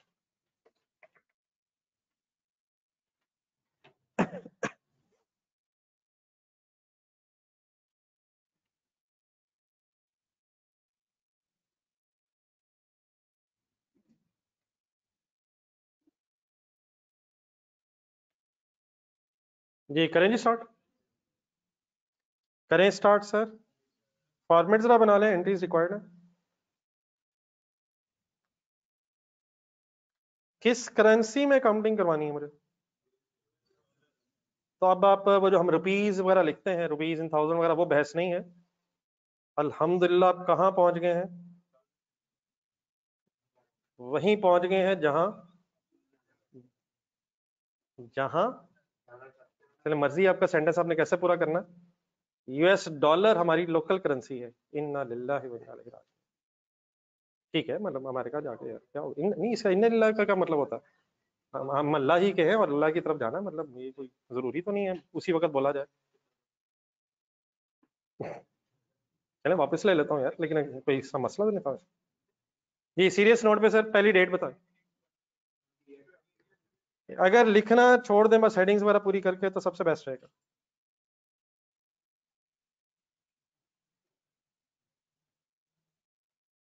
कॉलम्स की हेडिंग्स पूरी कर लें, डाटा गौर से देखें, रेलिवेंट डेट बताएं जी। उस जी ऑनलाइन स्टूडेंट्स आप भी, what is the first relevant date? 28 फरवरी 2013।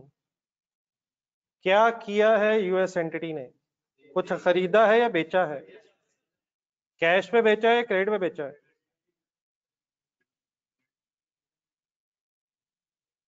कैश पे बेचा है, क्रेडिट पे बेचा है? कैसे पता चला है?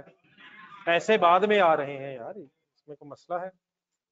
सेल डेट पहले है, रसीद डेट बाद में है, डबल एंट्री करवाएं। डेटर या रिसीवेबल डेबिट, सेल्स क्रेडिट लिख नहीं रहे आप please. Any confusion in the entry? Amount बतानी है, कैलकुलेटर पकड़े। 2 लाख, 2 लाख पे एंट्री होनी है? 2 लाख क्या है यूएस एंटिटी के लिए? 2 लाख क्या है?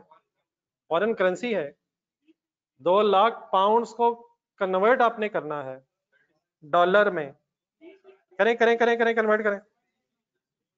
ये सबका आंसर चाहिए मुझे प्लीज, प्लीज सबका आंसर चाहिए। किस करेंसी से किस करेंसी में आ रहे हैं? पाउंड से डॉलर्स में आ रहे हैं। आ जाए आ जाए आ जाए आ जाए, थोड़ी देर पहले भी आ रहे थे, कभी रियाल से आ रहे थे, कभी डॉलर से आ रहे थे। जी क्या आंसर आ रहा है? क्या आंसर आ रहा है? ये कैसे आ रहा है? ये कैसे आ रहा है? 2 लाख लिखे पाउंड्स, 2 लाख मल्टीप्लाइड बाय 1,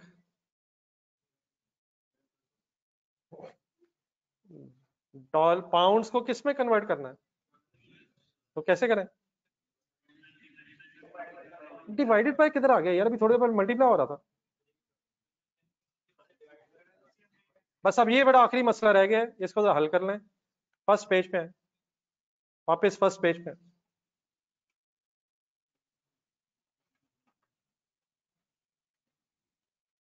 यकीनन जब मैं कन्वर्जन्स कर रहा था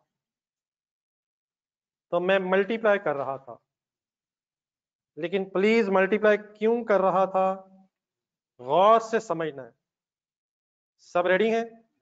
फर्स्ट पेज के बिल्कुल स्टार्ट में चला जाए, मुझे पहला एक्सचेंज रेट बताएं क्या था, वो लिखवाएं। 1 Australian dollar is equal to ₹75। Please आप बस बोर्ड पे देखें, ये एक एक्सचेंज रेट था। Okay please. फिर फॉरेन करेंसी अमाउंट कितनी थी? 10,000 ऑस्ट्रेलियन डॉलर।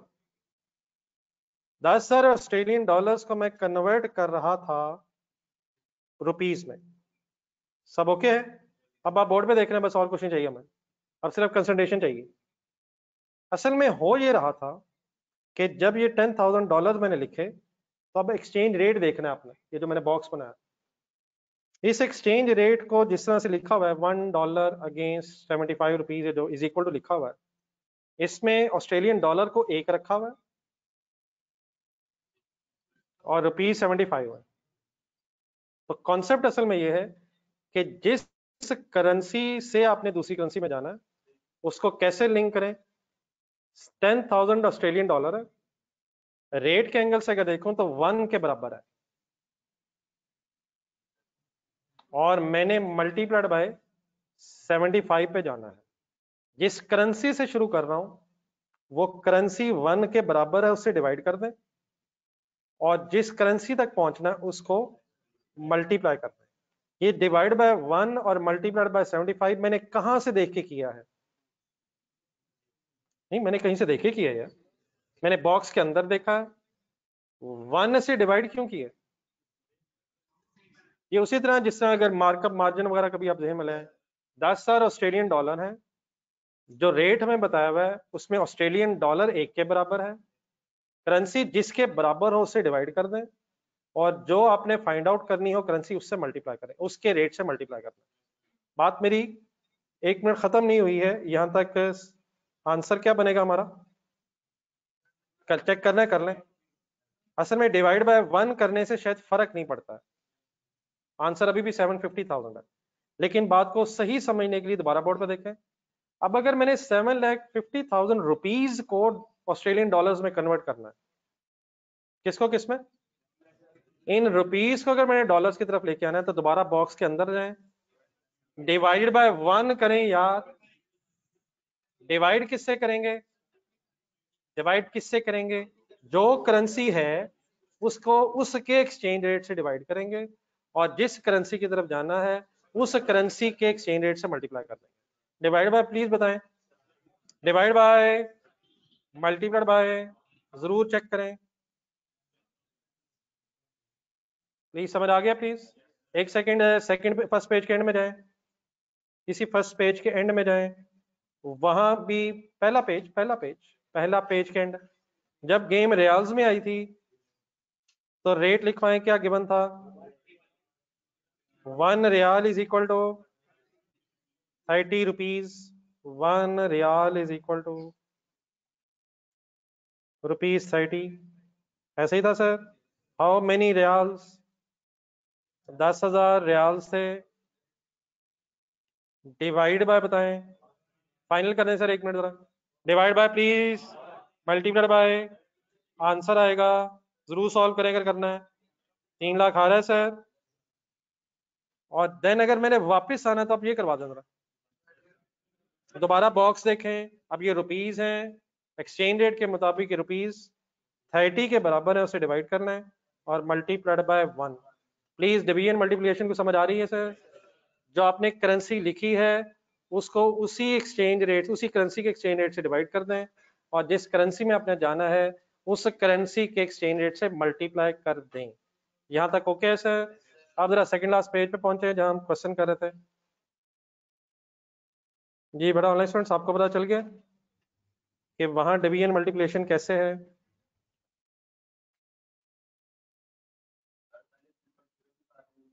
मसलन क्या कहना चाह रहे हैं?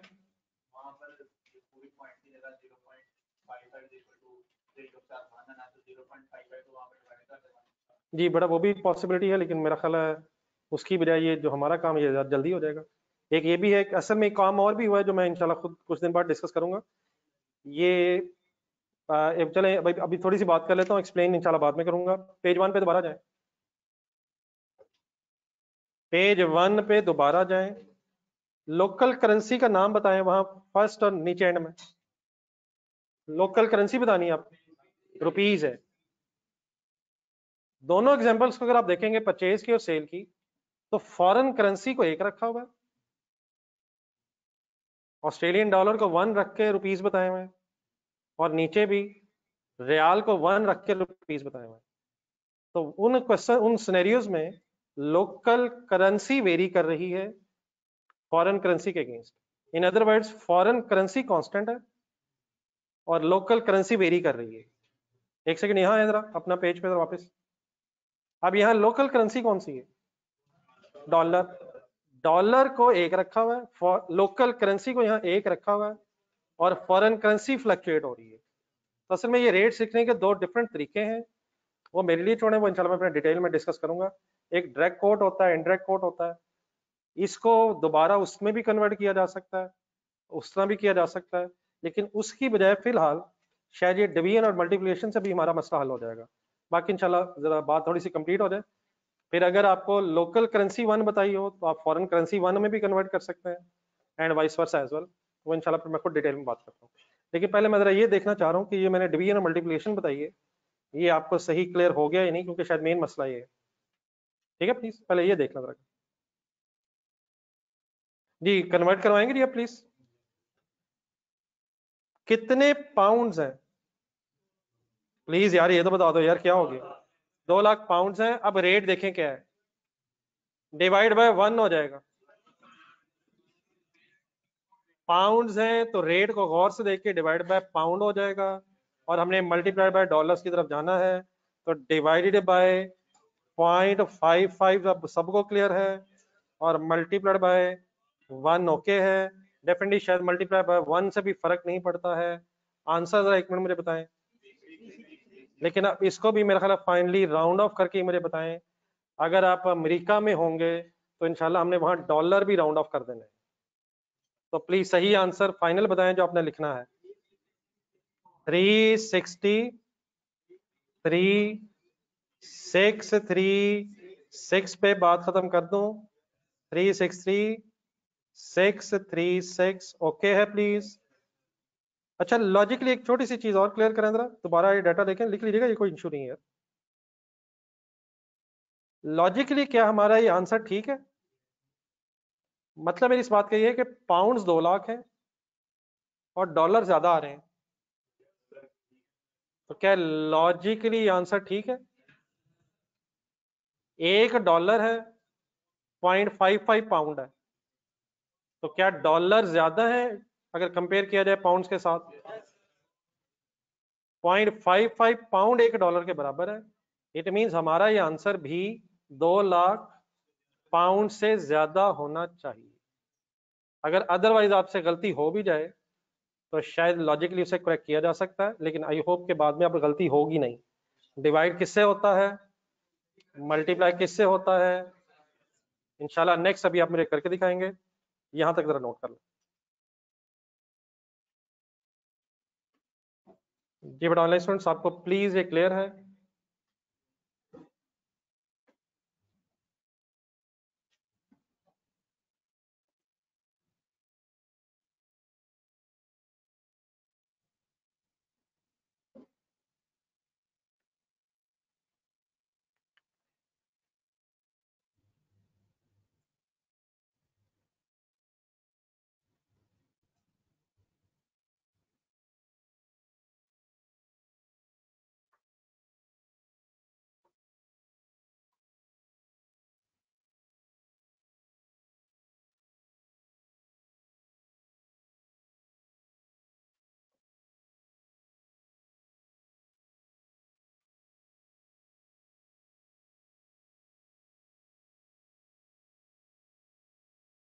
Any confusion finally?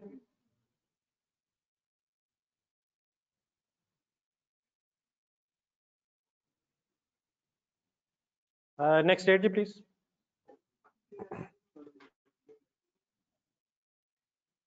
Please next date. 15th April 2013. क्या हुआ इस दिन? पे नहीं हुआ यार, प्लीज ना करो यार। पैसे रिसीव होने, पे होने, चीजें बेची, कस्टमर ने पे करनी, उसको छोड़े, अपना ही बात करें। पैसे आने जाने, रुक जाए सर, रुक जाए, दोबारा एक वर्किंग करा दें ताकि मुझे ये कंफर्म हो जाए कि आपको ये कन्वर्जन आ गई है। एंट्री बोलना शुरू करें। कैश की जगह जरा बैंक कर लें। बैंक डेबिट बाय बताएं कैसे वर्किंग करूं? फाइनल बता दें प्लीज, बता दें। 200,000 पाउंड्स हैं, एक्सचेंज रेट फाइनल कर दें मुझे जरा। डिवाइडेड बाय 0.66 ओके है, सॉरी 0.6 ओके है, सब क्लियर हो गया प्लीज, इंटू 1 आंसर बताएं। 333 पे बात खत्म कर दूं, सब रुक जाए जहां भी हैं, मेरी बात गौर से सुने। एक क्वेश्चन आ रहा है आपकी तरफ, कितने डॉलर्स का रिसीवेबल कितने डॉलर्स में रिसीव हो रहा है?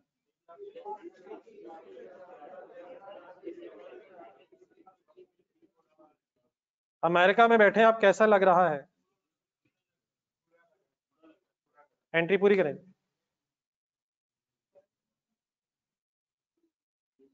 कितने डॉलर्स का रिसीवेबल कितने डॉलर्स में रिसीव हो रहा है? 363,636 का डॉलर्स का रिसीवेबल, 333,33,333 डॉलर्स में रिसीव हो रहा है। डिफरेंस एंट्री का किस तरफ आ रहा है, कितना आ रहा है? 303,003 फॉरेक्स एक्सचेंज लॉस हो रहा है। ओके है sir, any confusion please, any issue in this conversion? ये कन्वर्जन खास तौर पे प्लीज कर लिया करेंगे जी। दोबारा डाटा पढ़ें। Any other entry in this year? यार ईयर एंड पे ट्रांसलेशन होनी है, क्या हो गया है? ईयर एंड पे ट्रांसलेशन होनी है यार, अभी तो करके आए, कमाल हो गया यार। सही वर्ड्स बोल दें, क्यों ट्रांसलेशन नहीं हो रही? ट्रांजैक्शन और सेटलमेंट सेम अकाउंटिंग ईयर में हो गई है क्या? और क्या अगर कहाँ चला जाए तो फिर क्या होता है? ट्रांजैक्शन और सेटलमेंट अगर डिफरेंट अकाउंटिंग ईयर्स में चली जाए तो रास्ते में जो अकाउंटिंग ईयर आएगा वहां रुक के एज ऑन वर्किंग होनी है। सबको प्लीज पता है कि 31 जुलाई से पहले पहले सेल भी हो गई और अल्हम्दुलिल्लाह रसीद भी हो गई है। Any confusion please? Question number 2 की तरफ आ जाएं।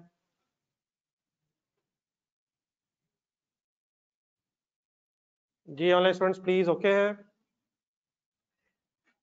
A US entity sells apples to an entity based in Moldova where the currency is the Moldovan pound, और उसकी एब्रिविएशन बना रहा है ML। ML स्टैंड्स फॉर, बोलेंगे जा रहे क्या? ट्राई तो करके देखे ना, कमाल हो गया यार। दुनिया में रहेंगे कैसे इधर उधर अगर नाम ही नहीं बोल पा रहे। The apples were sold on 1st October for how many Moldovan pounds and were paid for in February 2012। Exchange rate दिए हुए $1 अगेंस्ट MOL 1.55, रेट 31 दिसंबर का दिया हुआ है, रिपोर्टिंग डेट 31 दिसंबर है। फंक्शनल करेंसी का मीनिंग बता दें। वंस अगेन डबल एंट्रीज हैं 31 दिसंबर 2011 के एंगल से आपसे पूछ रहा है कि कैसे अकाउंट फॉर करना है। एक दफा डेटा दोबारा पढ़ लें फिर एंट्रीज करवाएं। पढ़ लें, जरा इंडिविजुअली पढ़ लें, अपना जहन जरा बना लें।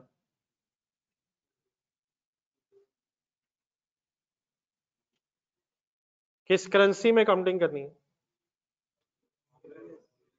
नहीं ये क्लियर रखें यार, लोकल करेंसी आपकी डॉलर्स है तो डॉलर्स में कन्वर्जन करनी है। करें शुरू, करवाएं जी। US entity, entries for the year एंटेड,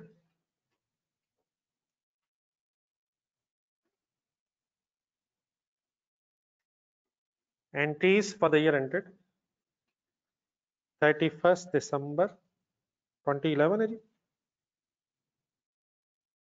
2011 ही है।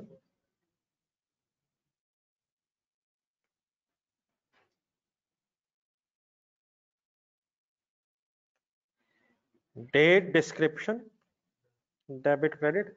अच्छा अब यहाँ पे करेंसी लिखना जरूरी है जी, मतलब पता हो कि किस करेंसी में काउंटिंग हो रही है। Depending upon the question situation, rupees हैं तो रुपीज हैं, डॉलर्स पाउंड वगैरह जो भी आपकी फंक्शनल मींस लोकल करेंसी है उसको स्पेसिफाई करना जरूरी है।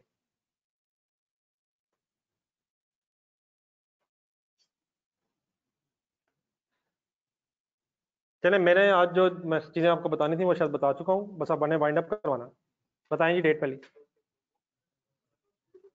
1 अक्टूबर 2011। बोले जी एंट्री। सेल है परचेज है? सेल है परचेज है। Receivable debit sales credit entry भी लिखें, कन्वर्ट जरा खुद करें, मुझे फाइनल आंसर बताएं ताकि मुझे ये पता चल जाए कि बहस खत्म होगी है नहीं। ठीक है ठीक है ठीक है, सब लोग करें जी प्लीज।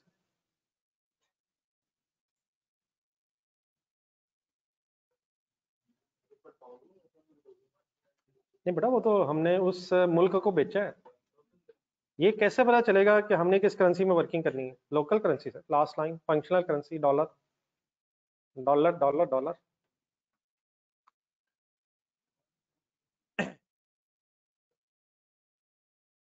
जी सर, कितने मॉल कन्वर्ट होने हैं जी? 2 लाख डिवाइडेड बाय 1.55 ओके है, multiplied by 1 is equal to 129,032। क्या लॉजिकली आंसर ठीक है? वो 2 लाख है, ये 129 कम आ रहा है। क्या डॉलर महंगा इस केस में? एक डॉलर के बदले 1.55 फॉरेन करेंसी थी। वर्ड्स क्लियर हो रहे हैं प्लीज मेरे? ये ऑनलाइन स्टूडेंट्स आप ओके हैं?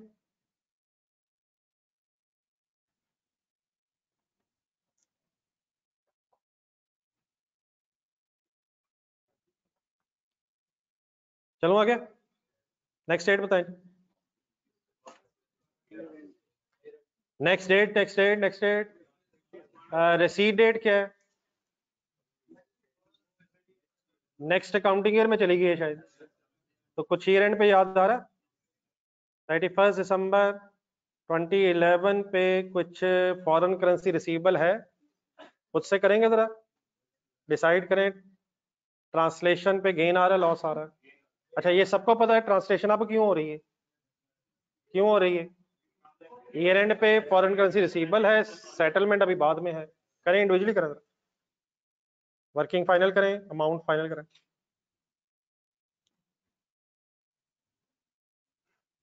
हो गया आपका?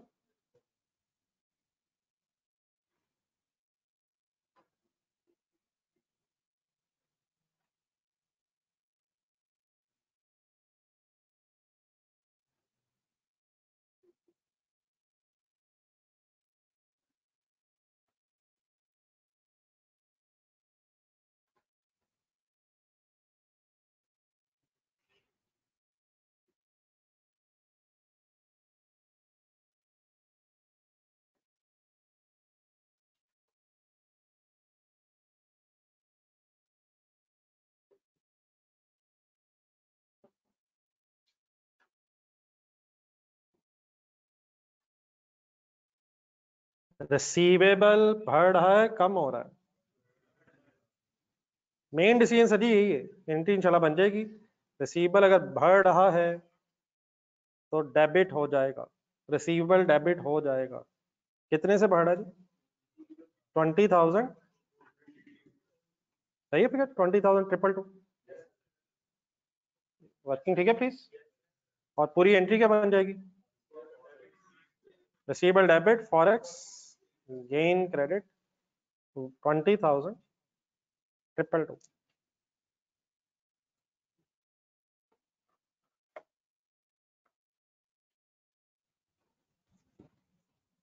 जी अब रिक्वायर्ड तो नहीं है, हमसे सिर्फ इसी साल की एंट्रीज रिक्वायर्ड थी, ऐसा ही है। रसीद हमारे साल में नहीं आ रही, लेकिन उसका खैर रेट भी नहीं है शायद आगे। चलें ठीक है, इतना ही काफी। रसीद की एंट्री क्यों नहीं कर रहे हम?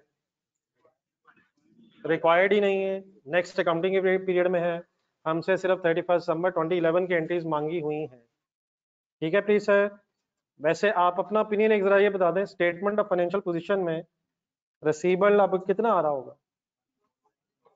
149,254 फाइनली होगा जी। ठीक है प्लीज। चलें क्वेश्चन नंबर 3 पे।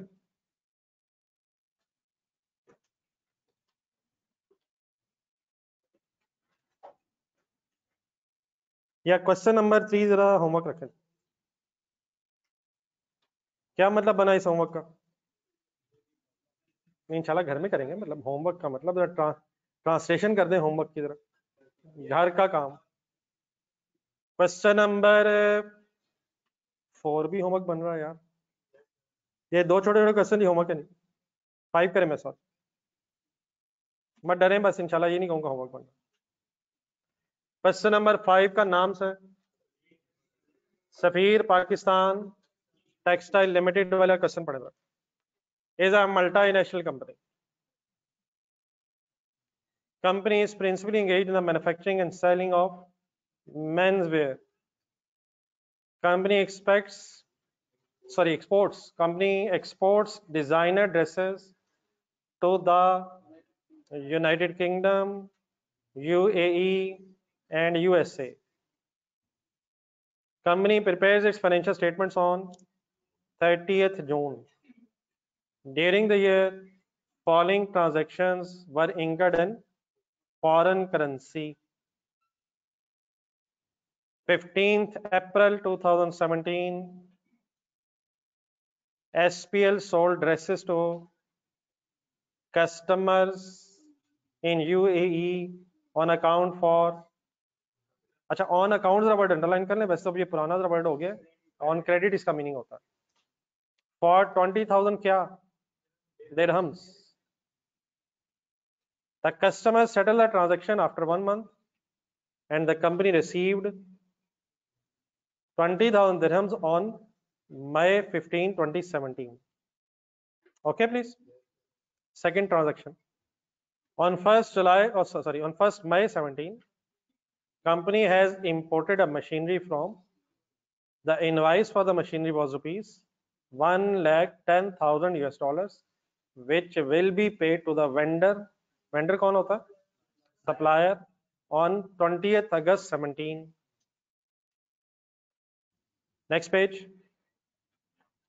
The company's functional currency means local currency वापस हमारा पाकिस्तान में वापसी हो गई है, पाकिस्तानी करेंसी वापस आ गई है, and its exchange rate to UAE dirhams and US dollars are as follows.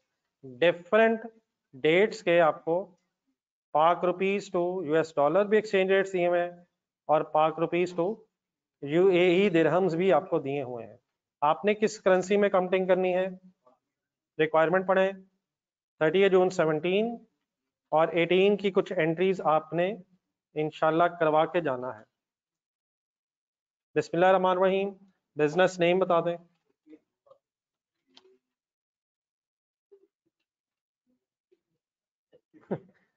जो चीज सही हो सकती वो तो पूरी लिख रहे हैं यार, खुदा का नाम लें। सफीर Pakistan limited, सफीर Pakistan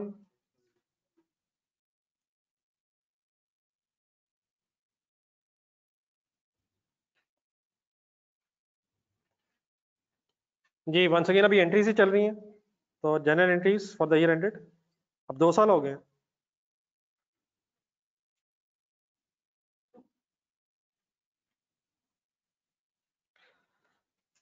general entries for the year ended 31 December year and 30th जून पहला कौन सा ईयर एंड बनेगा? 17।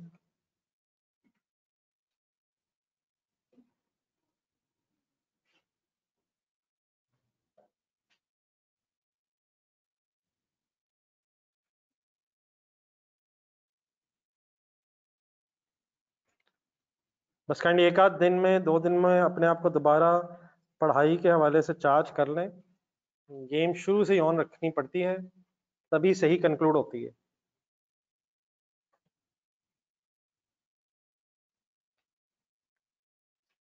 जी ओके जी, स्टार्ट करें। वंस अगेन करवाने पे जरा फोकस रखें, समझ लें थोड़ी सी बात। आप घर वाले क्वेश्चन इंडिविजुअली कीजिएगा। हुक्म करें जी, डाटा सारा अपने पास पढ़े, फर्स्ट रेलिवेंट डेट बताएं। अब गेम मिक्स हो गई है, सेल भी है, परचेज भी शायद है।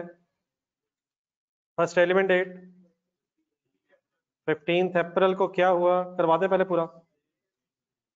क्रेडिट सेल या cash cell, double entry, receivable debit, working करवाएं, दिरहम्स हैं या डॉलर्स हैं। नेक्स्ट पेज पे ढूंढे रेट। 20,000 डिवाइड बाय बताना कंपलसरी है जी। 20,000 दिरहम्स हैं, कंपलसरी है, डिवाइड बाय बताना। Divide by 127, divide by 27.5।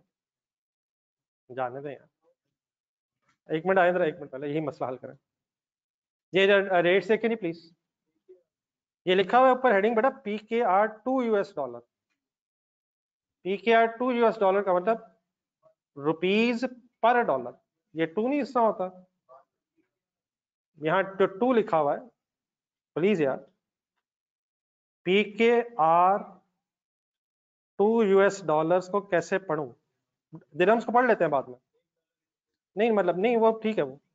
ये 2 वो है डिवाइडेड बाय के लिए, या एक सेकेंड 103.5 क्या है फिर? ये डॉलर है, इंशाल्लाह होना ऐसे ही है, लेकिन अभी शायद कुछ अर्सा लगेगा। 103.5 डॉलर अगेंस्ट 1 रुपी, ये होना ही होना है, लेकिन अभी फिलहाल नहीं मतलब वो ऐसे भी ये 2, लेकिन मैं 2 समझाना चाह रहा हूँ। ये 2 मैथमेटिकली डिवाइडेड बाय के लिए। PKR 2 का मतलब PKR डिवाइड बाय डॉलर, और इसका मतलब हो जाएगा पर डॉलर। और जब पर बोला जाता है पर, तो उसका मतलब पर $1। सही क्लियर कीजिएगा। अगर मैं आपसे कहूँ 50 रुपए पर यूनिट, तो उसका क्या मतलब है? 50 रुपए पर यूनिट का मतलब 50 रुपए पर यूनिट, एक यूनिट। 500 रुपया पर आवर बोलूं तो क्या मतलब है? पर 1 आवर। तो 2 है डिवाइडेड बाय के लिए, और 2 डिवाइड बाय के लिए का मतलब हुआ पाकिस्तान रुपीस पर US$। बेस किसको रखा हुआ है? डॉलर्स को। और जो बेस होता है वो 1 होती है, बेस वाली चीज 1 है। तो ये जो 2 है ये मैथमेटिकली डिवाइडेड बाय को प्रेजेंट कर रहा है। सिमिलरली इधर अगला बताएं, PKR 2 UAE दिरहम का मतलब। नहीं नहीं वो तो ट्रांसलेट इंशाल्लाह कर लेंगे। जरा ये 2 जरा मैं ये 2 जरा क्लियर कर लें। PKR 2 UAE दिरहम का मतलब PKR डिवाइड बाय UAE दिरहम। और अगर बेस में UAE दिरहम है तो फिर बेस 1 है। जो चीज बेस में है वो 1 है। नहीं क्लियर हो रहा? मसलन जो पहला 103 है वो कैसे बोलूं मैं? 103.5 रुपीज पर डॉलर। दिरहम्स आप बोले, ये अगला जो है 27.5। अच्छा ये क्लियर है, पहले रुपीज है, दोनों एक्सचेंज रेट में पहले रुपीज हैं, बाद में फॉरेन करेंसी है। तो 27.5 रुपीज पर 1 दिरहम। ये 1 लिखा नहीं जाता, ये अंडरस्टूड है। पर दिरहम का मतलब एक दिरहम 27.5 का। अब ओके, बात समझ आ गई प्लीज? अब बताएं वर्किंग कैसे करूं? 20,000 दिरहम divide by 1 multiplied by, any confusion? Any confusion? क्या पहले लिखा हुआ है क्या बाद में लिखा हुआ है? पहले रुपीज हैं, बाद में फॉरेन करेंसीज हैं। और 2 मींस मैथमेटिकली डिवाइडेड बाय दिरहम। नहीं, डिवाइडेड बाय आप जिससे भी करेंगे, वो जिस चीज का बेस बना रहे होंगे, जो आंसर आएगा वो उसके 1 पे होगा। मेरे अलावा किसी को पता चल रहा है या मैं अकेले लगाऊं? बाय डिवाइड बाय 1, दिरहम से रुपीज में आ रहे हैं। दिरहम्स का 1 है और रुपीज की तरफ आ रहा हूं। फाइनल आंसर बताएं। आंसर ही बता दो यार। 5 लाख क्या? ऊपर करेंसी लिखें, रुपीज। PKR, PKR से क्या बनता है? पाकिस्तान रुपीज से। इस करेंसी के अलावा सारी करेंसी पता है। Any confusion in the working? Please any confusion? Please online students, anybody interested? एक आंसर नो सोचा हुआ वैसे।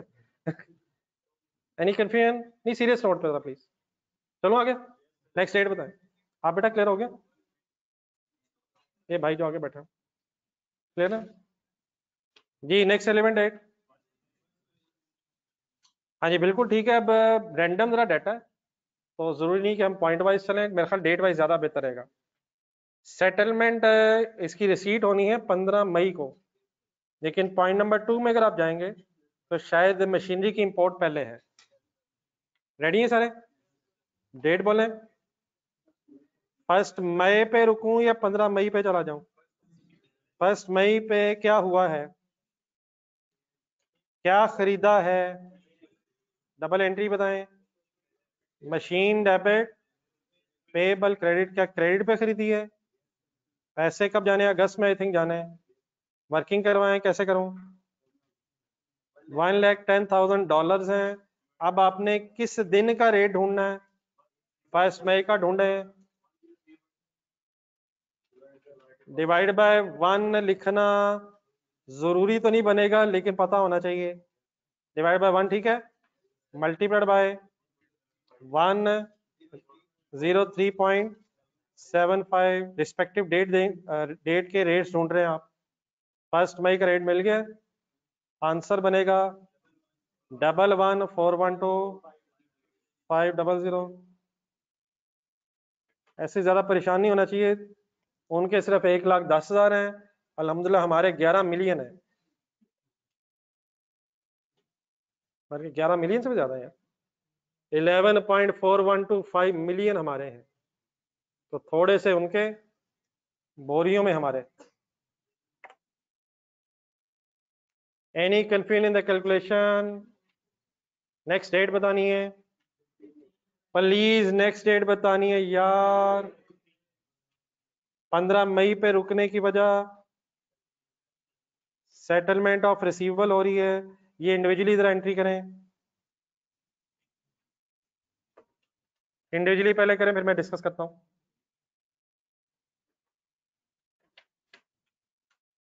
जो सेल की थी 20,000 दिरहम, उसके पैसे रिसीव हो रहे हैं जी ऑनलाइन स्टूडेंट्स।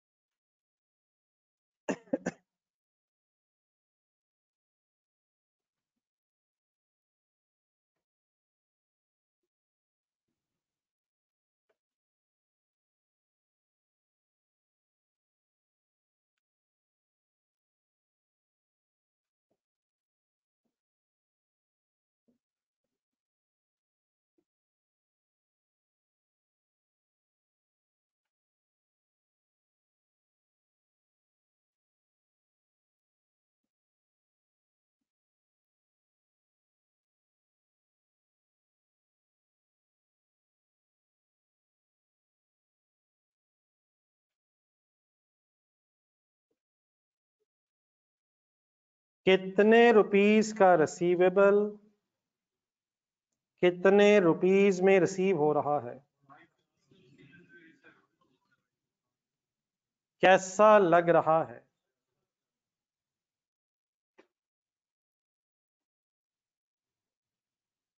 Any confusion? हो जाती है एंट्री अब?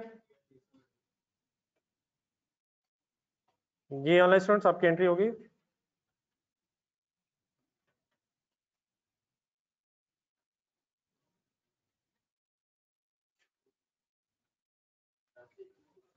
जी जस्ट अ मिनट जी। नेक्स्ट रेलिवेंट डेट,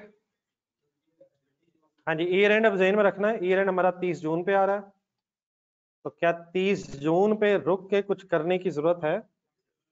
किसकी ट्रांसलेशन नहीं, किसकी ट्रांसलेशन नहीं, मशीनरी की नहीं, मशीनरी की नहीं। चले आपने वैसे वर्ड यूज कर लिए, मेरा तो ख्याल था कि कुछ अरसे बाद हो जाता। क्या रेट्स बदलने से रिसीवेबल्स और पेबल्स में चेंज आएगा, या रेट्स के फ्लक्चुएट होने से मशीनरी में चेंज आएगा? थोड़ा सा और अभी जितना हो सकता है जरा मशीनरी वाली एंट्री की तरफ जाएगा। देखिए ये मशीनरी आपको कितने की पड़ी है? 11.4125 मिलियन की पड़ी है पाकिस्तानी रुपीस में।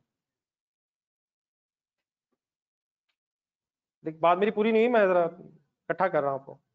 ये मशीनरी हमें 11.4125 मिलियन की पड़ी है। पैसे ना देने की वजह से उस डेट पे अब मसला आ रहा है। मशीनरी इतने की है, अगर उस दिन पैसे दे देते बात खत्म हो जाती। जो फर्दर चेंज आ रहा है वो पैसे ना देने की वजह से आ रहा है। तो अब इसका ताल्लुक, ये जो फर्दर डिफरेंस आ रहा है, इसका ताल्लुक अब एसेट से नहीं है, इसका ताल्लुक सिर्फ पेबल से रह गया। बात मेरी कुछ समझ आई है? अगर पेमेंट उस दिन कर देते तो बात खत्म थी।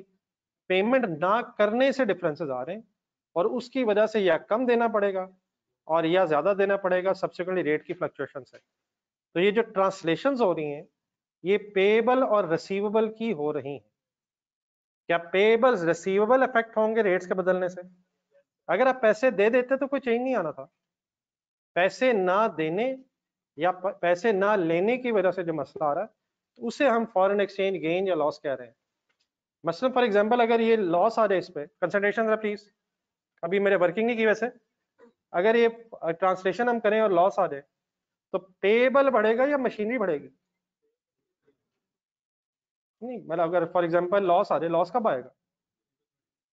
पेएबल बढ़ने से लॉस आएगा या कम होने से? तो फॉर एग्जांपल लायबिलिटी हमारी बढ़ी है तो लायबिलिटी बढ़ने से लॉस हो रहा है, एसेट में इफेक्ट क्यों नहीं जा रहा? एसेट इतने का ही है, पैसे ना देने की वजह से अभी इफेक्ट्स आ रहे हैं, ये फिर एक्सचेंज गेन या लॉस की वजह के नाम से रिकॉर्ड हो रहा है। प्लीज क्लियर है मेरी बात? किसने ट्रांसलेट होना है? रिसीवेबल्स और पेएबल्स में। इन वर्ड्स को जरा याद रखें, यही इंपॉर्टेंट वर्ड्स हैं। और अगर रिसीवेबल और पेएबल्स है ही नहीं तो फिर नो ट्रांसलेशन ईयर एंड पे। अब करें वर्किंग।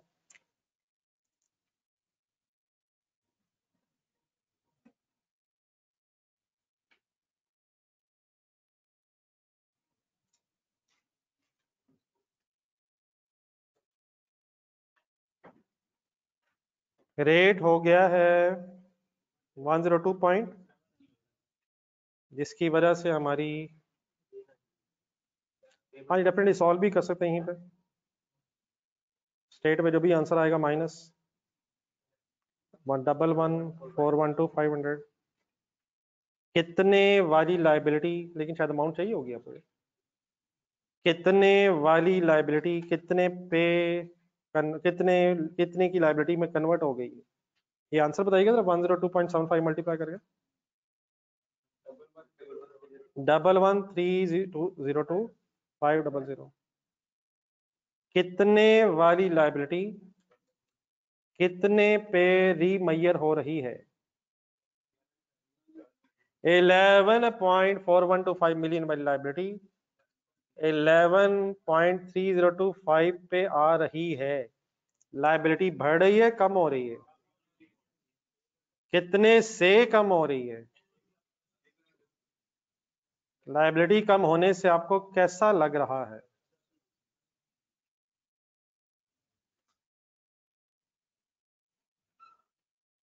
डेफिनेटली आहिस्ता आहिस्ता थोड़ा सा और अगर यूज तो हो जाएंगे तो शॉर्टकट भी पॉसिबल हो तो जाता है, लेकिन उसमें गलती का खदशा रहेगा जब तक आप कंफर्टेबल ना हो जाए। अगर आप गौर से देखें, नोट कर लिए यार, अगर हम सिर्फ रेट्स को देखें, जरा रेट्स देखें जी, रेट क्या था और क्या हुआ है। 103 point, please please please, rate क्या था? 103.75 था और कितना हुआ है? ₹1 पर डॉलर कमी हुई है और पैसे देने हैं, तो $1,10,000 मल्टीप्लाइड बाय 1 होके भी आंसर आ जाएगा। लेकिन अभी शायद इतने कंफर्टेबल हम नहीं हो सके हैं। Any confusion please? Any other entry in the year ended 30 जून 2017? यार वो पेबल पे नहीं होना है। कब पे होना है? कब पे होना है? क्या नेक्स्ट ईयर की एंट्रीज भी रिक्वायर्ड है? यस सर, करें। टाइम है एक एंट्री का और। कौन सा साल एंड हो गया, कौन से साल की तरफ जा रहे हैं?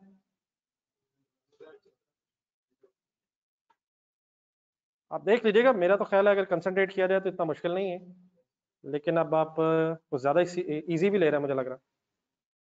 2018 वाले साल में कोई एंट्री होनी चाहिए। कौन सी?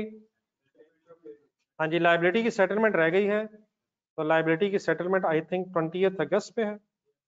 ये करें जी एंट्री, एंट्री फाइनल करके उठिएगा। कितने वाला पेबल कितने पे सेटल हो रहा है। ये अपने आप को जरूर सुनाए, मुझे अगर आंसर नहीं भी देना तो खैर है, वो तो कोई भी नहीं देगा, कोई एक आध बस दे देता है, लेकिन कम से कम अपने आप को ये लाइन बताएं, आई थिंक इजी हो जाएगा। और शॉर्टकट मैंने बता तो दिया था, लेकिन अब वो अभी जरूरी नहीं है, अपनी वही वर्किंग मेरा ख्याल बेहतर है। ठीक है शॉर्टकट्स हैं, लेकिन अभी बात सही अंडरस्टैंड कर लें तो वो ज्यादा बेहतर है। Bank credit by 110 multiplied by divide by 1 multiplied bye 103.5 11385 11.385 million पे लायबिलिटी सेटल हो रही है। लायबिलिटी हो कितनी गई थी? 11.12425 पे थी, ट्रांसलेशन के बाद कितने पे आ गई थी? कितने वाली लायबिलिटी कितने पे सेटल हो रही है? अच्छा लग रहा है बुरा लग रहा है? कितना बुरा लग रहा है? 82,500 रुपीज बुरे लग रहे हैं, ज्यादा अमाउंट पे लायबिलिटी सेटल हो रही है।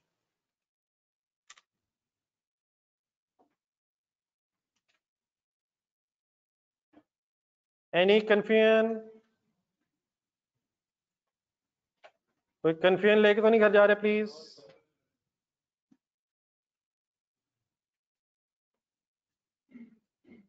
जी नोटेड है प्लीज।